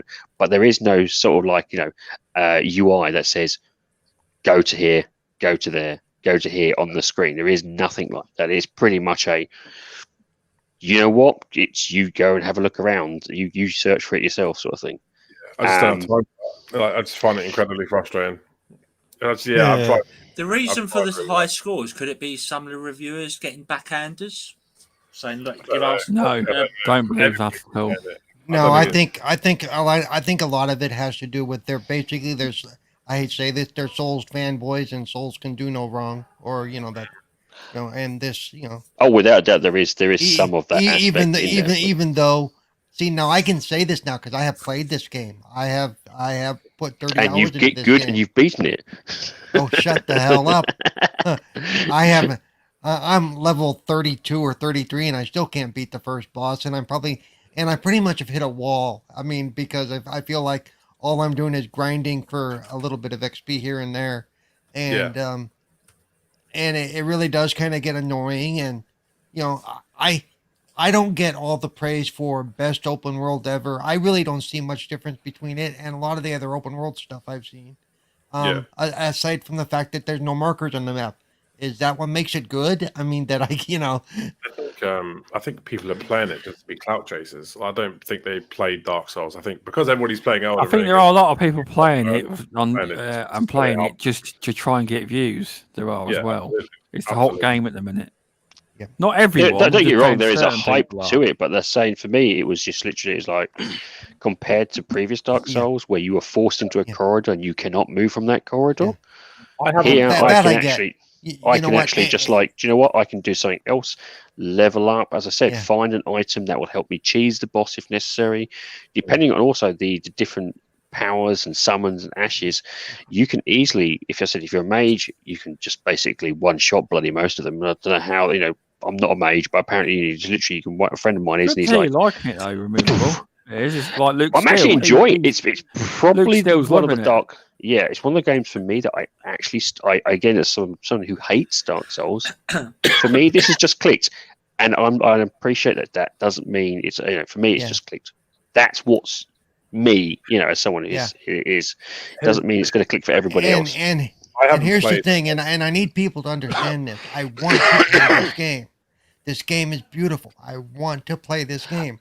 I cannot buy its design. I cannot play this game. Exactly. Now, those things I think that can easily be. I would say I'd like to think they can easily be tweaked to help you. Yeah. Get good. Get good. Yes, get good. But for instance, I think there is like. You're lucky. There's an ocean between us, asshole. Yeah. So, for instance, come on. You know what I'm saying. You know why I'm saying that. One thing that frustrates me a little bit is the multiplayer, and that's like you have to jump through about 3 or 4 different hoops just to get into multiplayer. But that is the kind of ethos from software. So, for instance, like you were saying, you don't know where to go. There is items in the game that actually will help you, point you out the way to actually go to the next mission. The trouble is, you have to find them. It doesn't tell you. It's like a little bit of a convoluted way to do stuff. That I can understand people's frustration. I'd like to press a button, and maybe it's because we've been spoiled, where you press a button and multiplayer just magically happens. Here, you have to do a side quest to get something to allow you to do a bloody multiplayer. That frustrates me a little bit. Yeah, so I can fully understand that. And then you need to get the materials to do the summoning, and you have to. That's right. And they're single use, so you have to go. You have to remember which which merchant had the materials you needed, or where you had to go farm the materials you needed. Well, to be honest, the very first boss, the very first guy can give you crafting materials. So and a lot of those materials are in the first area. You can craft it but it doesn't tell you that. So what I'm seeing now is that why it may be that it is that at least what I'm seeing like me and VJ, we're communicating every day about this game. So I'm finding it much more enjoyable because I'm spending time with a friend talking about the stuff. It's like, oh, I found this. Did you know you can do that? Oh, I didn't know. Da da da da da. Where if it's just like, you're on your own and no one else is playing it, or maybe that's it's probably 10 times more frustrating because you're like, well, I don't know where the hell I'm going. What do I do? Do I walk over here? Oh, I've got been blatted by a boss. Okay, I'll walk over this side. Oh, I've been blatted by another boss. So maybe one of the reasons why I'm enjoying it is because of that aspect. I haven't played Horizon Forbidden West. I played the first one. I thought it was okay. Unfortunately, I played it after Tomb Raider, Rise of the Tomb Raider. So for me, the first Horizon Horizon Zero Dawn. I'm currently playing that. I'm loving it. It felt like Tomb Raider. It felt like a Tomb Raider ripoff. But after watching gameplay of Horizon Forbidden West and gameplay of Elden Ring, I don't understand how Horizon Forbidden West has scored lower than Elden Ring. And I've not played Horizon Forbidden West, but that game looks stunning. The gameplay looks solid. Mm-hmm. I don't understand why it scored higher than Elden Ring. It hasn't scored higher than Elden Ring. In some cases, it's been bricking PS5s, though, isn't it? That game. Apparently, I don't know. Just by reading, I wouldn't be. Yeah, I mean, I haven't played that game, so I can't really say. But maybe it's the amount of content. Maybe they've gone actually. I don't know. Has anyone actually confirmed the reasoning? What was the when people look at the reviews? What were people saying? Were they saying it's good, but it's bricking the PS5, or it's good, but it's not as. But I don't know why it only got an 89. Like, it doesn't make any sense, especially when Elden Ring got a 95 on Metacritic. Got 97, then shifted down to a 95. Games generally get lower review scores now. If you go back to the 366 generations, Gears games used to hit real high. They don't give out big scores anymore. You have to be exceptional. The thing is with it coming out. They're trying to think out with Elden Ring. Okay, I think Asa from Game on Daily nailed it on the head. The only people who are going to review that game are fans of that game, and that's why it hit that Metacritic. Mm-hmm. Mm-hmm. And the reason, and the thing is, the reason it's done so well in itself is word of mouth. It's because everyone's saying this game is brilliant. They've gone on. Those reviewers that love those games have gone, do you know what? This game's fucking fantastic. Yeah. Everyone's looked on their friends on their Twitter account. Everyone's going, oh, Elden Ring. And I've been tempted to buy Elden Ring. I've never played a Souls game in my life because I've always thought, it looks a bit shit. But do you know what? I am so tempted to go. All my friends playing it. Everyone on my Twitter account is saying, this game is brilliant. There's videos. There's everything. Look how good I am. I'm thinking, a lot of it's clout chasing though. Should I do it? Playing it because it's getting views. I would, to be honest with you, I don't know. If it was just clout chasing, surely there would be a lot of bad negative stuff coming through. So as well. Luke Steele's answered to answer your question, Redders. He's put part of the reason because he's played and completed Horizon Forbidden West. Part of the reason is that Horizon Forbidden West is an incredible game, but it's a more standard open world game. It looks incredible though. Like the game looks. It does. Luke still loves the game. I honestly think that's because I played it shortly after Rise of the Tomb Raider, so it was a bit too similar to that for me. But the second one looks fucking amazing. I don't get why it didn't score higher than Elden Ring. But the problem is that's the thing. I think, like I said, Asa on Game on Daily, the only people that would review Elden Ring are going to be Souls fans. Yeah, and it's probably the best Souls game that's ever been. Yeah, So that's why it's got such a massive thing on Metacritic. So because it's got such a massive thing on Metacritic, everyone's gone, do you know what? I'm going to play it. I'm going to play it. And people like us in this room right now follow each other on Twitter and things like that. All we've seen over the last fucking fortnight, and I'm sick of saying it, is Elden Ring, Elden Ring, Elden Ring. It's still going. Do you know what? Yeah. The word of mouth, even though it was written by George R.R. Martin, and I'm a massive Game of Thrones fan, which was like, oh, maybe this is me. I've said probably on this channel more than once, this might be the game that pulls me into that kind of game. I've said it more than once, and I'm still fucking tempted. However, that's the thing. Word of mouth works. And that's why... Here's a catch to that. If with word of mouth, if it was truly bad or was truly shit, that would spread equally as fast. And ironically... Absolutely. I haven't seen much... Don't get me wrong, I have seen people say, actually, I don't know why people are hyped over this, or I'm not even going near it. But I'm compared. You know, just as we know, if it's a shitty game or if generally a lot of people hate it, that will spread a hell of a lot faster than any praise. Yes. Yeah, I game share with a friend of mine, and he ended up buying it. I'm actually glad I didn't buy it because I think I would have been pretty pissed off if I bought it. I don't get it. I don't get the hype for it. The thing is, what I was going to allude to. The thing it's taken Twitter by storm, especially within the gaming community, right? Especially with the Xbox community I hang around with. It has persuaded me that I need this game. I haven't bought it. I'm assuming my game share partner is thinking he's gonna buy it. He's gonna buy it because I will because all of you guys, not all of you in this room, but the guys in my Twitter community are fucking saying this is such a good game. Look at the people I listen to on YouTube. Fonzarelli, Colt, Dealer, Cerebral Paul, maybe not, but if you heard me say at any point that this is a good game, I was probably drunk or something. I wanted to get you in with the big names, okay? Want to get you in with the big names. There you go. Just for love, that's all. Do you know what? If they say play this game, we're going to play it. We are, because we all follow the same people within the Twitterverse. And do you know what? I allude to. That's why Game Pass is so popular, because in our space, it's a case of playing this. This is great. This is brilliant. This is brilliant. This is brilliant.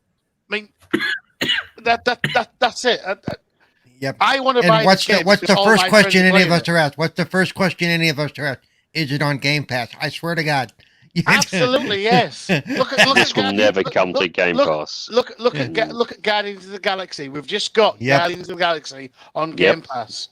Right? That's that is a great game. See, that's another thing. Just like Redders was saying, I don't understand how that didn't score more. That is a fantastic game. Yep. I think it didn't get a high score. I think it was. Do you know what it is? I think it was the tinge of Marvel Avengers. And people went Marvel, and they all went. I love. Right? I did. I've actually started playing Marvel Avengers, and I'm loving every minute of it.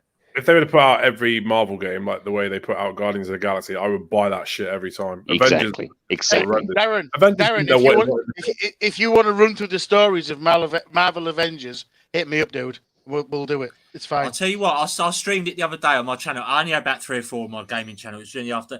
And my neighbours must have thought I was absolutely bonkers, because I had my window wide open in the front room. And when I was playing with Hulk, I was going, Hulk, smash. I was literally shouting at the top of my voice. I had people walking past thinking, what the fuck is going on in there? Seriously, you want to play that again on stream? Hit me up. We'll do co-op. We really will. Oh, sweet. Lovely stuff. Yeah, you do a stream, I'll do a stream. We'll do that, because I love it. With a friend, it's brilliant. It just didn't know the story and stuff. Where afterwards, on your own, it's a bit shit. However, like I said, yeah. So what I was going to say was, do you know what? I've just started playing Guardians of the Galaxy I love on that. Game Pass, and I 9 out of must 10 have for me. told 9 or 10 friends that I know at work in real life and say, "Do you know that's on Game Pass?" No. Seriously, play it. Word of mouth works. Word of mouth works.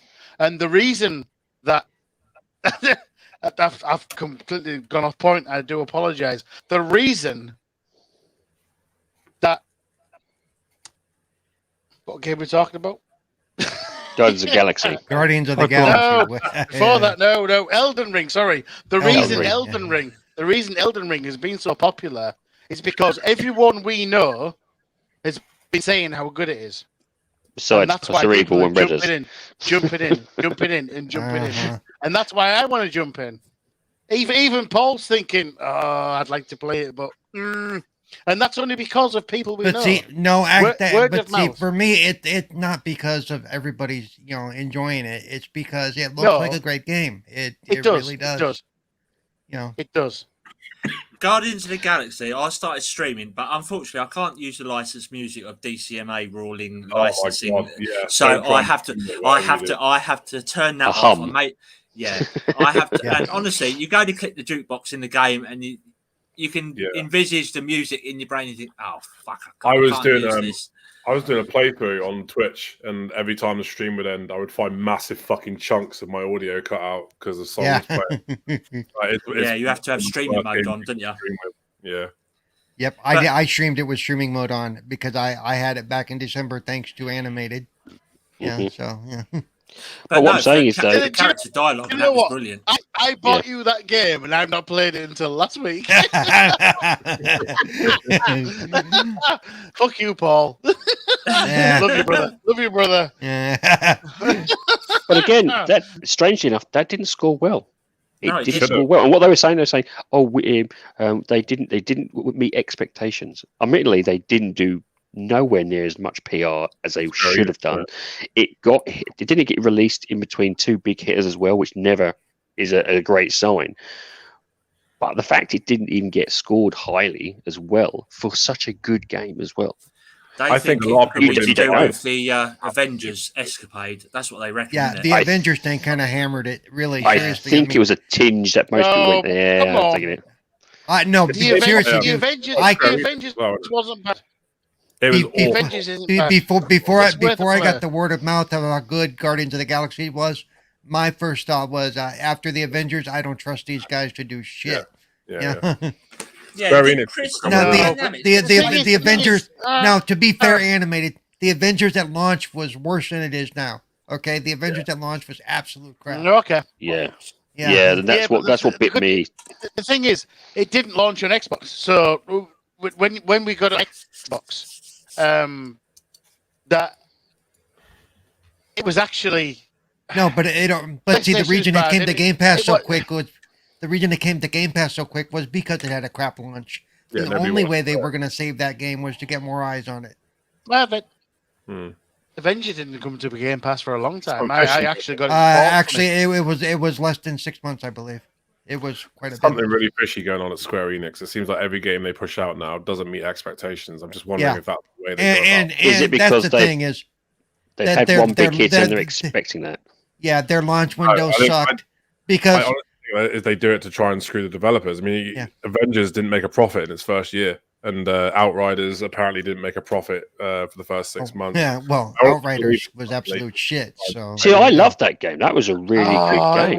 It wasn't shit. Outriders was not shit. It was not. I really enjoyed it. I completed the whole thing. The problem is it was extremely glitchy at launch. It was extremely 100%. That's exactly what I was about to say. Yes, a few friends of mine played so much time into it, and then lost everything and never got it back. Oh God, yeah. It was 6 weeks before. I can't remember who it was. It took him 6 weeks. It was. And by then he was like, "I'm done." Telegonic never got it back. He played it. He played it straight away and just annihilated everything. He had the best thing. He had the best run, and he went, "Yeah, guess what? I've just lost everything." And it was 2 or 3 months before they even replied to him. I 1K'd it and then never went back to it because you find with that kind of game, if it doesn't have in-game content, what's the point? And like I got to max level, got all the achievements. I was like, I don't need to play this anymore. Like there's nothing more to do for me. And even the in-game content wasn't exactly brilliant, was it? Let's face it. It wasn't amazing. It was basically just rerunning the same missions over and over again. But, was it Crystal Dynamics that done Marvel's Guardians, or did they just do Avengers, wasn't it? Yeah. Square Enix did both, I think. Guardians of the Galaxy. Because they came out and slated Crystal Dynamics after Avengers, didn't they? They said basically it wasn't their fault the game was shit; it was their problem. But Crystal Dynamics only. It's the fact that they didn't get any bonuses. I think was the problem. And Crystal Dynamics said, "Well, we did what they asked us to do." Yeah. So I mean, I think they just tried pushing the blame, didn't they? Basically. Well, Crystal, but Crystal. The thing is, they signed a contract and they got what they agreed. They agreed to. Don't always feel sorry because a lot of these people, these game devs, try and get more money than they're actually. In the contract. I think if I remember correctly hearing, if I remember correctly hearing that it was a performance bonus. So when it hit Game Pass, they assumed they would get a performance bonus, and because when it hit Game Pass, the distributor took a shitload of money from Microsoft to put it on Game Pass, and then they didn't pass any of that down to Crystal Dynamics. No, exactly. I bet it wasn't in the contract. That's the same thing I said technically. It wasn't technically in because it was a performance bonus, but I think what they worded it was performance bonus based on sales. It's not. And I don't know where Game Pass was classified as sales.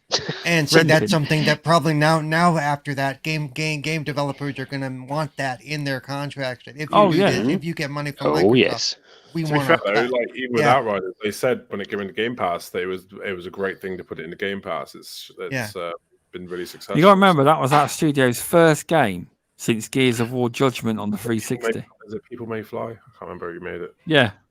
Yeah, first game. I really enjoyed it. It was I completed the whole game and I really enjoyed it. But it was I believe. Yeah, after that it went dead. Pyro's hit the nail on the head in chat. He's spot on. Yeah, I think he's right. It was currently, for those who can't see what Pyro's wrote, he's basically said that's a Square Enix common trope.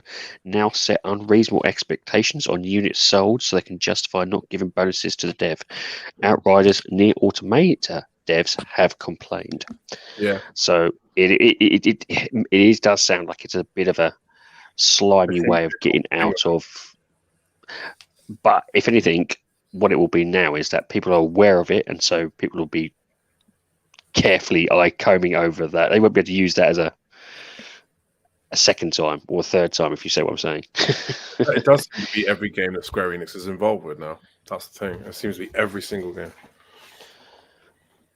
Is this because they don't swap devs, do they?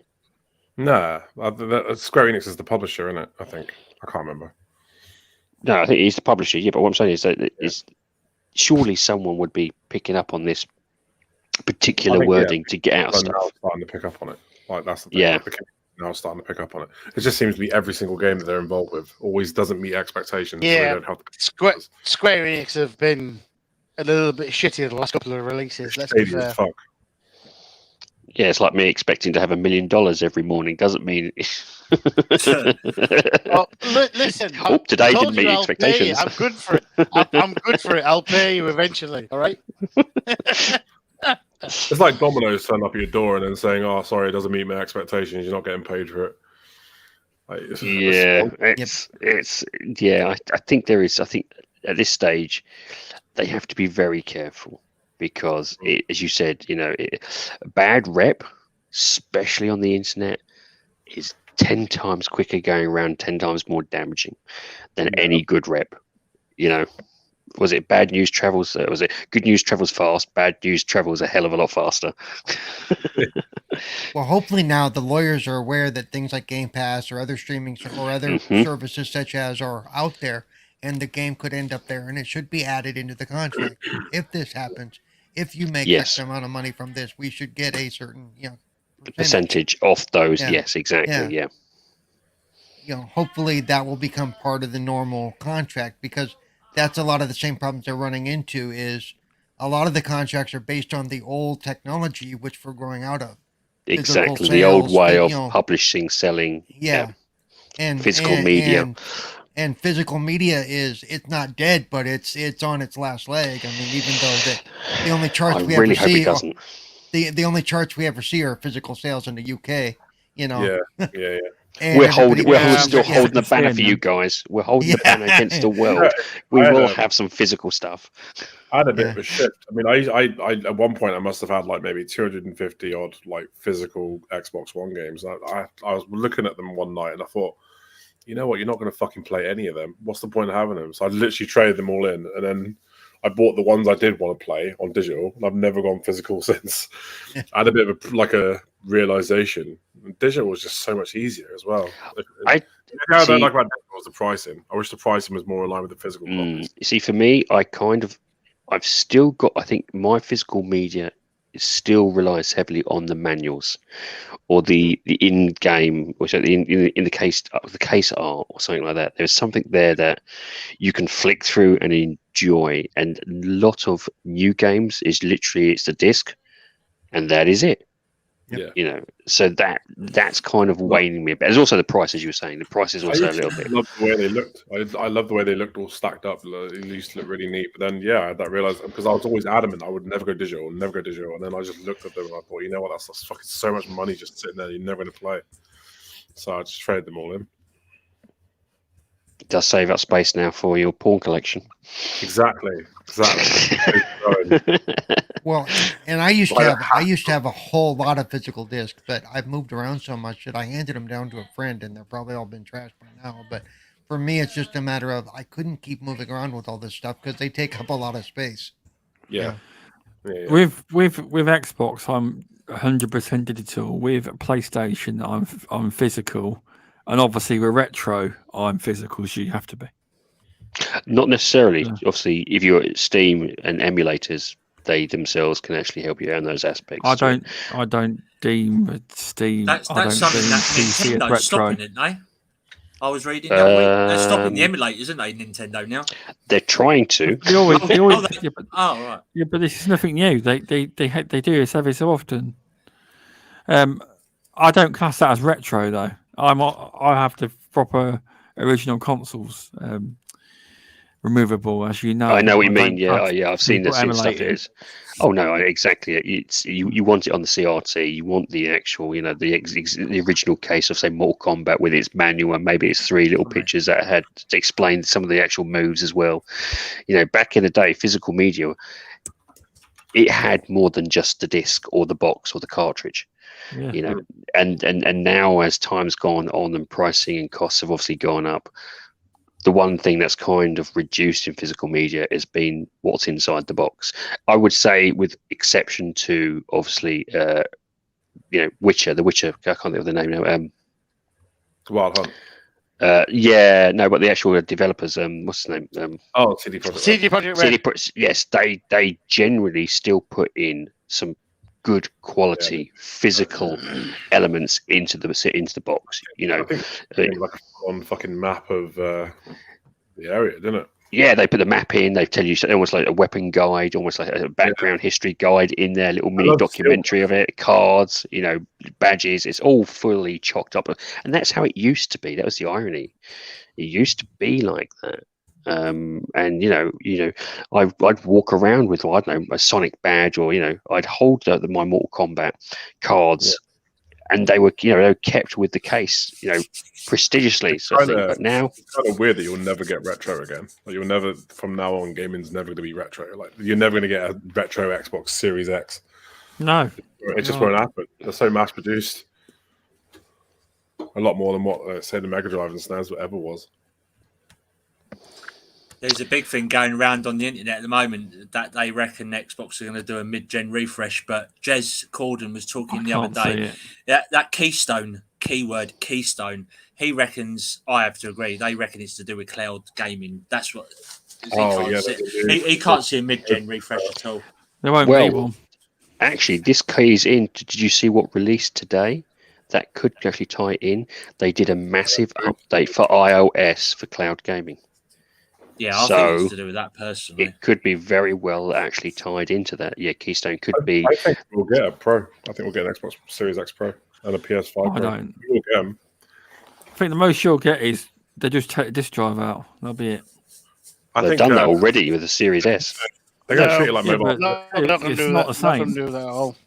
No. Why would you? Why would you like expect someone to pay 400 quid for 8 years when you can get them to pay 800 quid for 4 years? You know what I mean? They're going to milk it. It's like going to be mobile phone. Oh dear. So I was just reading Pixel Slapper's comment. Is this a dating site? Please add me.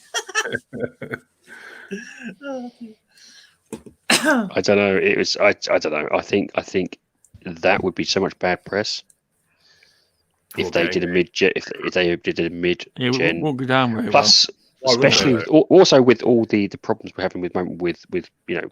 We can't produce with the shipping of consoles materials. at the minute. Yeah, the amount of chips we can't get, it's going to be years before they get production up. It's not happening. If anything now, I would think they're pushing in the cloud is going to be the big thing. Their software, this pushing it through TVs, pushing it through different media, pushing it through tablets, pushing it through phones, pushing it through any physical, any other device they can possibly Paul get. might correct me if I'm wrong, but I'm sure that at some point Phil spoke on it and he said that he doesn't believe there would need to be a refresh at any point. He's confident in the hardware. I might be wrong.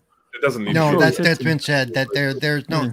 That my understanding is at this point there's no plan for a mid refresh at this point. They're not even really using this to its full capability at this point. So yeah, exactly. You're right. But I would say it's been a very good show tonight. It's been fun topics and conversation, and I will change to just good deviations.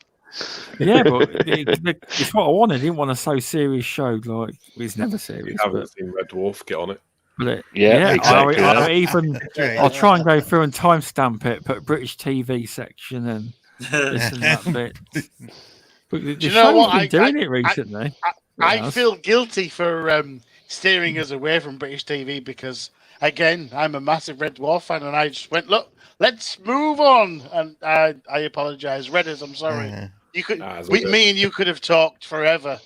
3 or 4 hours on just that topic alone. Yeah. Same as Cerebral as well.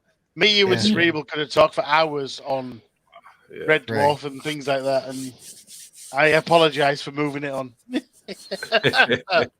But yeah, it's been a good show. Thanks for coming on, Redders. You tell people where they can find you. I love chatting with you guys. It's always good fun. And you're sounding better now. Obviously, it's kicking through whatever you was it Red Bull you was drinking, or was it Monster? Yeah, Monster. Yeah, it's starting to kick through now. Which one? Which one? I only drink the Ultra one because I sugar free. So. Oh yeah, that's what I have. You're drinking a Monster at midnight. You're drinking a Monster. Yeah, that's what. You know what? Yeah. I would advise him to stand up for 2 minutes, but he's so tall he'll get dizzy. The problem that I have is I run the risk of getting blood in my fucking monster stream. You know what I mean? Don't worry, he is a big boy. At your Redders, you are a big boy. Huge, 6'8". Yeah, we are. I thought you were talking about something else. Yeah, hello. What's going on here then? Yeah, talking about him being a big boy, and I see in chat RemovableWorld. I'm like, no. Don't get the baby's arm out for everyone to see. I will not. But yeah, I love this kind of show. I love it when you just shoot the shit, where it's not all like structured and scripted. I like just talking. You know what I mean? This is my kind of show. I love this show as well, Redders. I was invited first time a few weeks ago, and I was nervous as out. And as soon as all these guys started chatting, that was it. I was just ready for it. It's brilliant. It's good fun. It's good to catch up with people. Fuck, I haven't spoken to Animated and Paul in fucking ages. Yeah. It's been a long time, dude. Yeah. We have to go on the Redders show. The last time I spoke to you, Animated, was the last time I was on the show, and I think that was just before Christmas, November sort of time. Yeah. Wow, really? Yeah. And I've been on the show with Redders on his podcast or on one of his. So yeah. Exactly. We're gonna get you on XBL again, Paul. We were talking about it the other day. We want to get you back on XBL. So. Yep. Very good. But yeah, thanks for coming on, Redders. I've spoken to you. You've lost a beard and grown a beard. It's fantastic. Yeah. I'm mate Timmy was like, "Oh, you won't recognise animated now. He's got no beard." My problem is I shaved off the beard. I shaved off the beard for the interview I had to do today, but now it shows the redness of my face around my mouth, and it's like, okay, I should have kept the beard. It's like, oh well. But yeah, thanks for having me. It's a blast as always. You want to promote any shows you're on while you're there? Yeah, so I'm on the Xbox Live Party Podcast UK edition, which is on Tuesday nights at 8 p.m. Greenwich Mean Time. And next week we have Animated Evil as a guest. So nice. Make sure yeah, it's been great. I've been trying to get him on for ages. Of course, I've only just asked him this past week, so that would help. Oh, okay. Yeah, it's a good show. It's we're quite obscene on that show. So honest. That's what I would say. Honest, blunt, and honest. Yeah, we've had Stubbs on it. Straight to the point is the best way to be. Yeah.